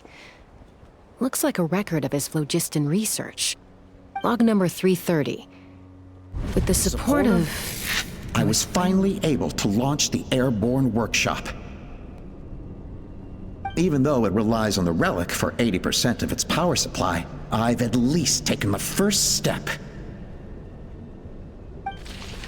Log number 348. Research on the relic is progressing well. I should be able to replicate the technology and scale up production very soon. Has proposed a name for this groundbreaking invention: the phlogiston wings. I think I'm getting close. Soon I will achieve my dreams. Log number 377. Encountered some issues with the new, smaller model phlogiston wings. the gaseous phlogiston showed some volatility during the refinement process. Thinks we should proceed at a more cautious pace with the refinement experiments. But after so many past failures, I have to prove that I will succeed this time. Log number 114 ran an experiment using cucosaurs to refine gaseous phlogiston. It was a success. Log number 117. I have started recruiting merchants and hunters to capture wild cucosaurs. Log number 121. Major breakthrough in the efficiency of phlogiston yield. Huh? So many parts have been crossed out! Yeah, probably the contact he alluded to in his other notebook. Guess he has a benefactor. Did anyone else notice how the numbering system in this notebook suddenly changed halfway through? We haven't got time for textual analysis, I'm afraid. Grab the notebook and let's press on.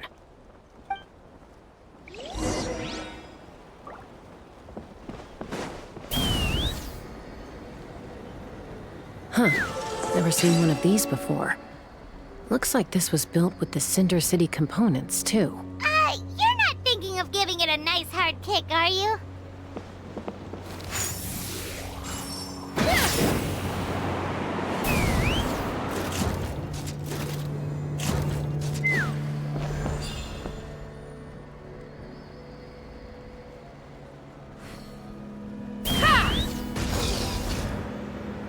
Whoa! What's that mechanism doing? It's asking for a nice hard kick where it hurts. Aim for the weak spot.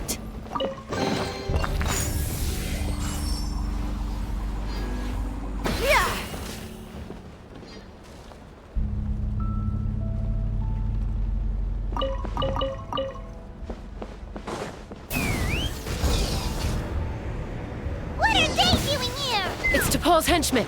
He must have brought them here using the relic in his prototype wings. Watch out! Take me up! Bullseye! Locked on! Bullseye! Open fire! Bullseye!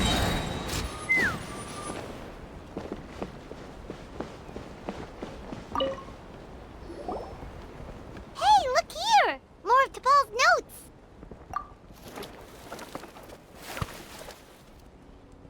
Log number 403. Introduced me to some new comrades who fully support my ideas. I told them that some Saurians are blessed with wings, and some people with natural gifts, while the less fortunate among us can only look on longingly as they seize the skies. But I also told them that progress can erase individual differences. Think of the tools humanity has made to fight back against wild beasts. The law we have put in place to even the playing field between the strong and the weak. I promised them that our research will be the new frontier of human progress.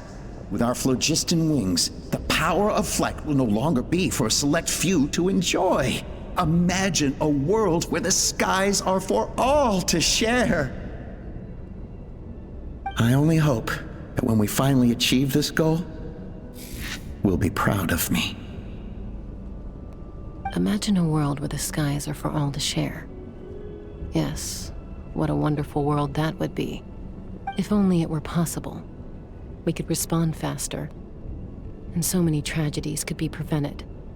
But T'Pol, what about the Saurians you're draining dry of phlogiston? You're not sharing the sky, you're stealing it! Bad move. I won't let you get away with it.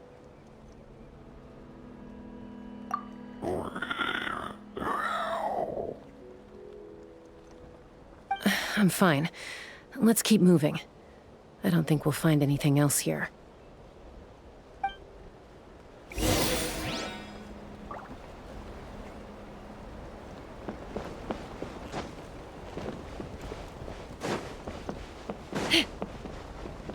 Let's fly!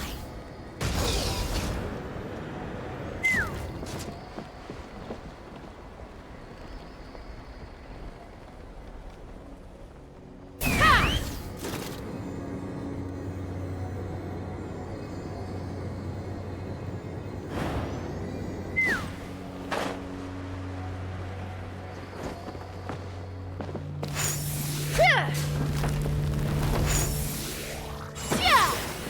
Take me up!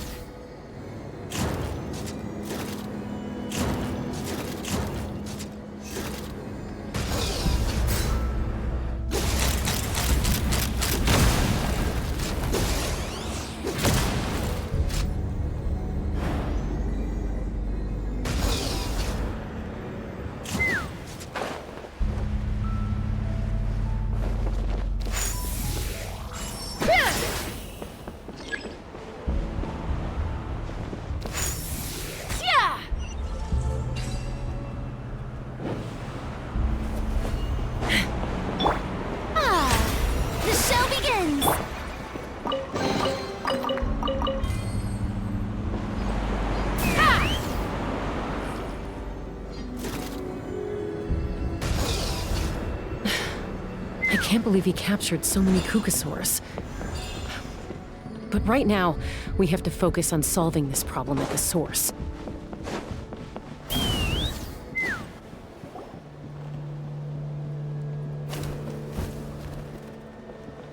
Looks like we've reached the center of the workshop. And still no sign of Koya's baby.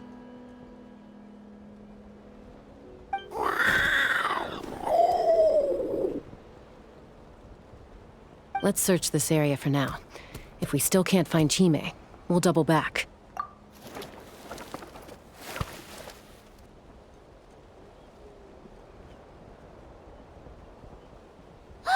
Chasca, Traveler, come quick! What is it? Did you find Chime? Not yet, but look! It's another one of T'Pol's notebooks! All right.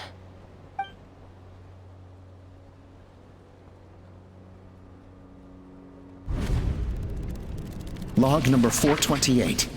We decided to restart the experiments on phlogiston refinement, but without telling. This is the final obstacle to the success of the Phlogiston Wings project. We cannot fall at the last hurdle. Log number 436. Earlier today, suggested using Kukasaurs as an intermediary to extract refined phlogiston. It's certainly feasible, but... Anyway, as long as our secret experiment succeeds, I'm sure won't bring it up again. Log number 443. We will conduct the experiment tomorrow. Birthday is coming up, so hopefully we'll have a birthday surprise for her. Log number 444. Huh? Why is this log empty? I guess whoever wrote down the log number was prevented from recording the results.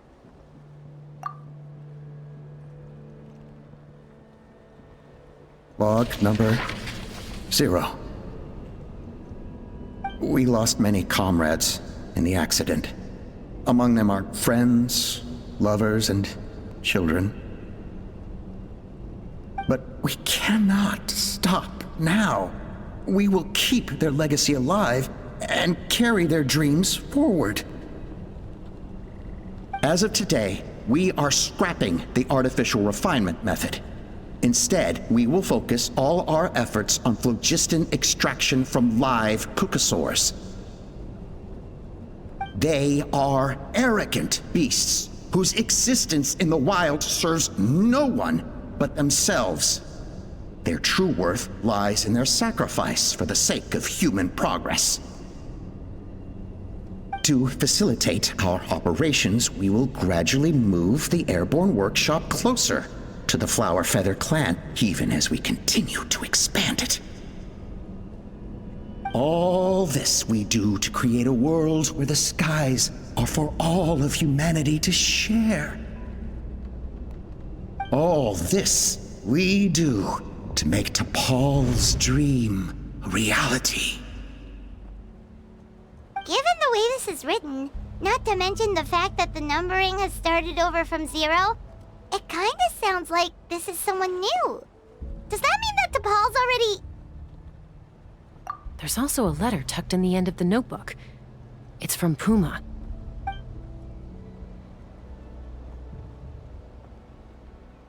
T'Pol, I don't know where you are right now, so I don't know how to reach you. My best bet is to send this letter to the Flower Feather clan. Your father is gravely ill. Oh, I know we've had our differences in the past, but he is still your father. Won't you come and visit him? Please. I know you never liked him and cared even less for me. All you ever yearned for is the sky. And your birth mother. But we'll still be waiting here for you if you do come back. This may be the last chance you'll get to see your father. So Puma's not T'Pol's real mom? Huh. Well, she did say he never called her mom, but I might assume she was just venting. We know that T'Pol's father passed away quite recently, and this letter looks recent. By contrast, the writing in this notebook is old and faded. It looks like the real reason T'Pol didn't attend his father's funeral is because he'd long since passed away himself. If we ask ourselves why this letter was sent to the Flower Feather clan, why T'Pol always yearned for the sky, and how he got his hands on a relic from the Cinder City, it all points to one answer. That's right. T'Pol was my child. He was born during my days as a wingless wanderer. His birth gave me new hope. I wanted to become the kind of mother who spent her days as a valiant rider, soaring the skies. Not an aimless, wingless nobody. But his father wanted to settle down, to give his child a safe, sheltered life in his tribe. We fought about it constantly, until the love we once had for each other was gone. He started a new family, with another traveler who was also looking to return home. And I went back to the Flower Feather clan, alone. Alba? I had no idea that despite being raised among the children of echoes, my child still harbored dreams of the skies. Can you imagine, Chasca? The joy and surprise I felt when he showed up at my door, asking to join the flying trials. Or how proud I was when he said he wanted to prove his own worth, rather than relying on my position as elder. And then the anguish that overcame me when he was rejected by the Cucusaurs and became wingless, just as I had after my injury. You've got a lot of nerve showing your face here. Don't take this the wrong way, Chasca. I'm not here for a fight. I just want to talk. Isn't that your preferred way to resolve things? I trust you've learned of T'Pol's wish on your way here. A world where the skies are for all of humanity to share. If only his dream can be realized, no one will ever have to lose their wings again. Our aerial prowess will be greater than ever before. War will never again come at such a great cost. The loss of Koichi is a tragedy that need never be repeated. So tell me, Chasca, do you really wish to see the phlogiston wings forever grounded and gathering dust? Nothing you've said excuses all the conflict you've caused. You mean the argument back at the tribe? It was a necessary measure. Sometimes this is the only way to accelerate the pace of progress.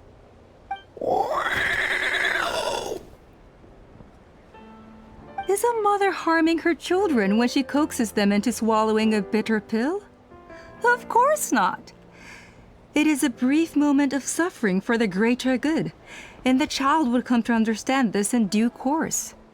The phlogiston wings are that bitter pill. We will never progress as a tribe if we cling to the scraps the Cucusaurs offer us. Once the people have embraced the phlogiston wings, they will never look back. Even if they learn how the refined phlogiston is sourced.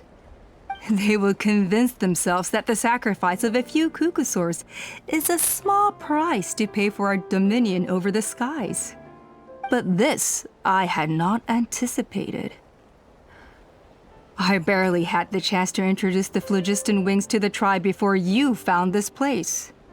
Your plan was hardly foolproof. Yet, it can still be salvaged. Chasca, Traveler, you are the hope of humanity.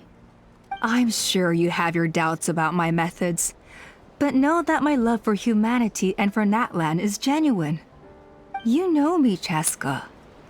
And you know that I've always treated everyone in the Flower Feather clan as my own children, as fellow humans. Surely you can understand my perspective. Ulpa, Natlan doesn't belong to humans alone. And truthfully, neither do I.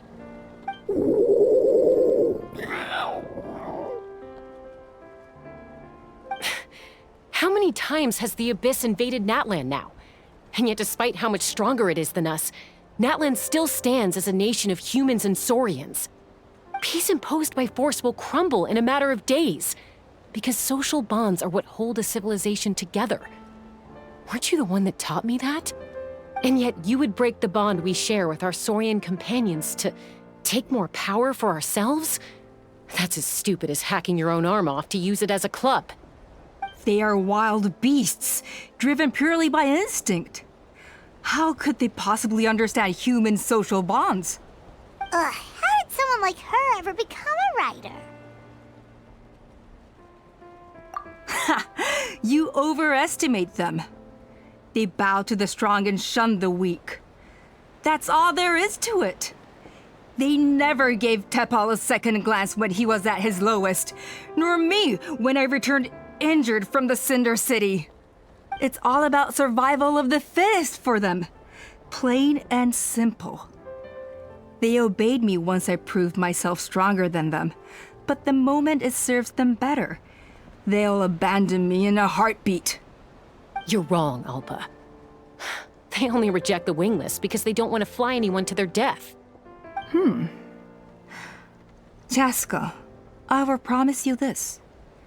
Only the unruliest wild cucusaurs will be used for phlogiston extraction. The ones who have nothing else to offer to humanity. Well, that's too bad, because I know a few unruly wild cucusaurs who don't think that idea is gonna fly. Namely my mom, my sister, and me. And the others? To us, they're friends, family, even children. So if you want to put any of them in one of your cages, you're gonna have to go through us. Is that right? I knew you might be difficult to convince. Maybe this will change your mind.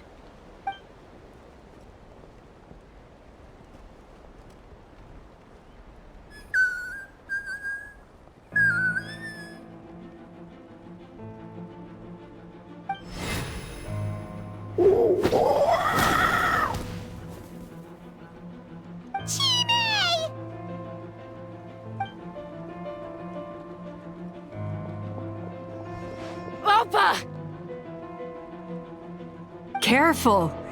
Don't make any rash decisions. Unless you want to see her suffer. Oh no, that's one of the extraction cages! I told my subordinates to take control of the tribe while I was away. Luckily for them, our strongest warrior and our most powerful ally aren't there to stop it. Take control? What are you planning to do with Mutota and his supporters? Merely accelerate their inevitable downfall. They cannot stand in the way of progress forever. It is not the move I wish to make, but I'm afraid you and your friends force my hand. And since you insist on imposing me too, I have no choice but to keep you here until the dust has settled. So that's what you meant by I just want to talk. You never intended to negotiate. You just wanted to stall us. No, Chasca. I genuinely hoped I could win you over. You are the strongest warriors we have. Put down your weapons, and I promise you that no harm will come to this young Saurian. I just need you to stay here for the next couple of weeks or so, while my people consolidate their power. Then, I will give her back to you, and you'll be free to leave. As long as the majority supports our vision, even the Pyro Archon cannot meddle in our internal affairs. Your vision is deranged, and the Flower Feather Clan will never support it. You sure about that? Then wait here and see. Time will tell. What do we do? Even if the whole tribe fights back, Mutota's in grave danger!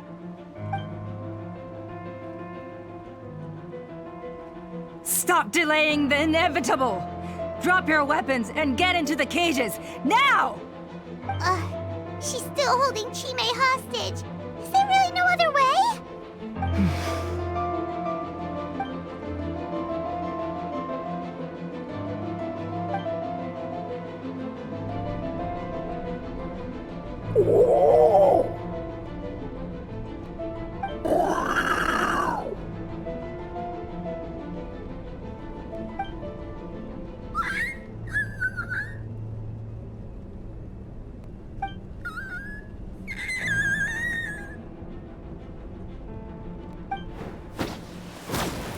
Koya? Huh? What are you yapping about? Stand down. Drop your weapons, now! This instant!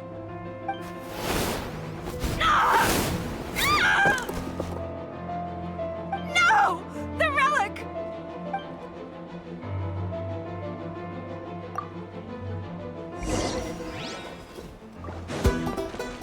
Knock him down.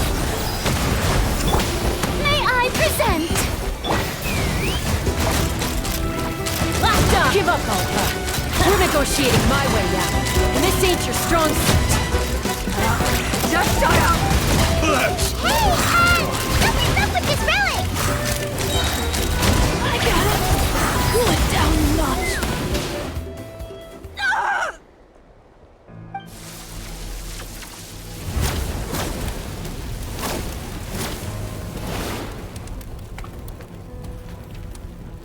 No! What is she doing? She'll bring us all down with her! But why? We stabilized the relic! Maybe it got damaged in the fight. If we don't think of something fast, this whole workshop is gonna fall apart. No. They're directly beneath us. My beloved tribe!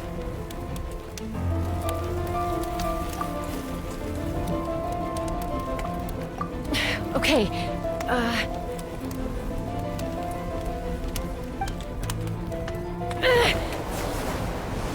it's too powerful. This ain't a toy like last time. I don't think I can just throw it aside.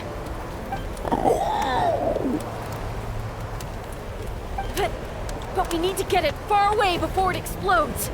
Then the tribe will be safe, and so will this workshop.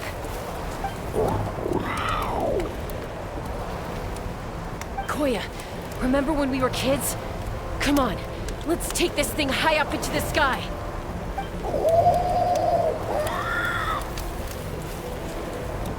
Don't worry, I know I can get rid of it before it explodes. We're talking some surface wounds at most. All I need is for you to catch me at the end, just like old times.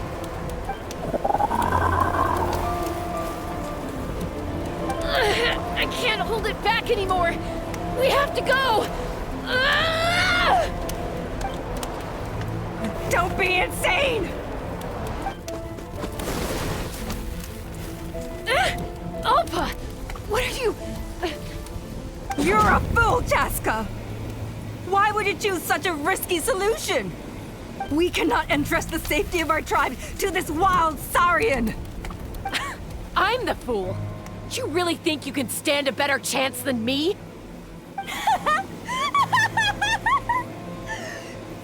Sure, it may be asking too much for an ex-wingless to escape the blast radius in time. But I can fly it a safe distance away, even if it's the last thing I do.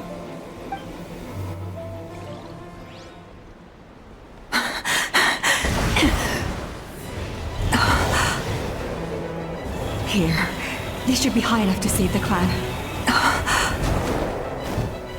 What? You don't get to die a hero today.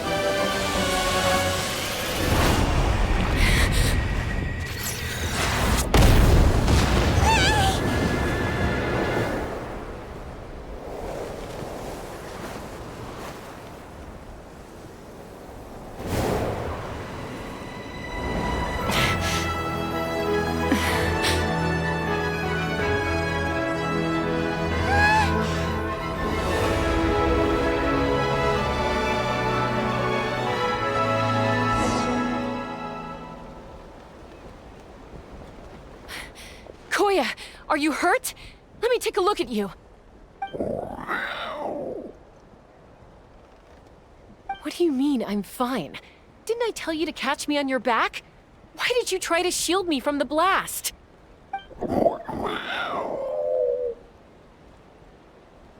Accident? Yeah, right. Seriously, you're as stubborn as ever. Chasca! Koya! How are things looking here?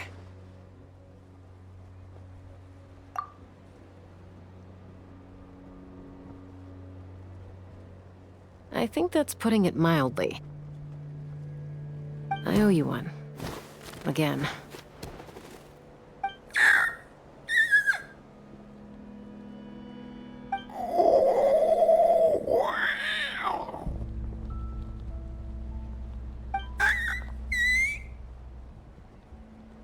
Oh, but be honest. Do you still think Kukasaurs can't form bonds? Mom, I'll figure out the refinement problem. I'll find a way. You don't need to worry about it. I just need some more time. That's all I ask. Please just trust me. Just this once.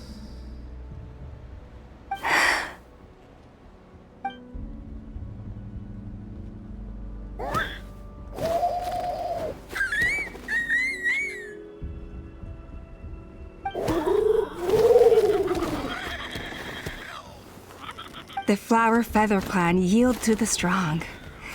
And it's up to the winners to define what strength means. So it looks like it's my turn to yield.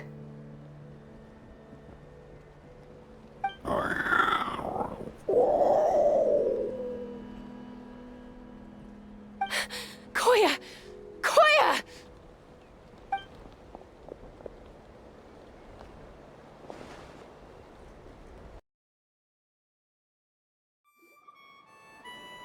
So, you're absolutely sure it's not because of the explosion? Yes, for the 10,000th time, I'm sure. The blast barely touched her. The reason she fainted was old injuries playing up, compounded by overexertion in recent days. The moment she finally relaxed, all the built-up stress finally caught up with her. And no wonder. Honestly, she's just like you. Anyway, now you know how we feel when you go off risking life and limb. Your mother and I would both appreciate it if you lived less dangerously. You know she wrote to me from the Masters of the Nightwind, just to scold me for not doing enough to keep an eye on you. If she wasn't so busy with work, you can bet she'd come back here and chew us both out in person. I'll find an opportunity to apologize to her. I promise. You'd better. No more avoiding us, okay? And don't get me started on all the checkups you've missed. Got it. Got it. Huh? Koya?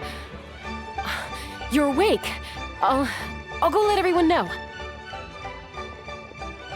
Hey, but we're not done talking.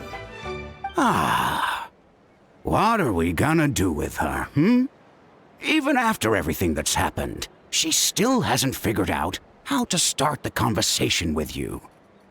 She keeps saying, I don't think Koya has forgiven me yet. But if you ask me, she's the one who's scared to open up and have an honest conversation. For all her confidence, she's a very sensitive soul underneath.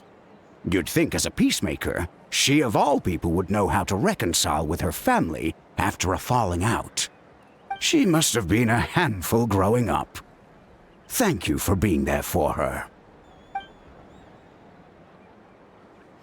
And of course, thank you for keeping her safe when you were up there in the sky. Koya, Uncle Cusco, we're here! Ha! I was just telling her that she's not to go chasing danger with Chasca ever again. Cusco, I understand how you must feel. But it's all thanks to Koya and Chasca's efforts that the airborne workshop didn't come crashing down on our heads. Oh, Paimon almost forgot to ask. They didn't hurt you while we were gone, did they? Thankfully, when her co-conspirators tried to arrest me, I was out coaching Koya and Junan. The two of them were a huge help. They took care of things while I went around rallying the resistance. So, in the end, Alpa's would-be revolt didn't really get off the ground. And as it turns out, not all of the wingless want to see our dear Saurian friends replaced with phlogiston-powered gizmos. I'm so sorry you got mixed up in this, by the way. We should have caught on to Alpa's scheme sooner. We could have saved so many Kukasaurs from getting hurt. Most of the airborne workshop has now been dismantled. We've just left one small, harmless part intact, and repurposed it as a jail for Alpa and her cronies. Let's see how they like being locked up in a sky prison. So, it looks like there's just one less conflict left to resolve. Peacemaker, you're up. I said I had to wait until things had blown over, didn't I? And now they have. But I still have no idea what to say. Koya, I just want to say, I'm sorry for how things went down back then.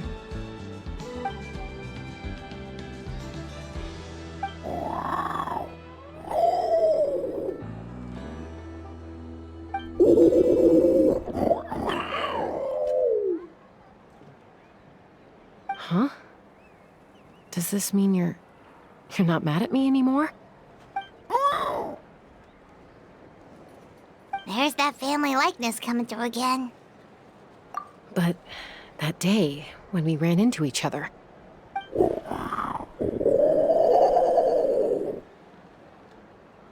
Huh? So then, when did you finally make your peace with it?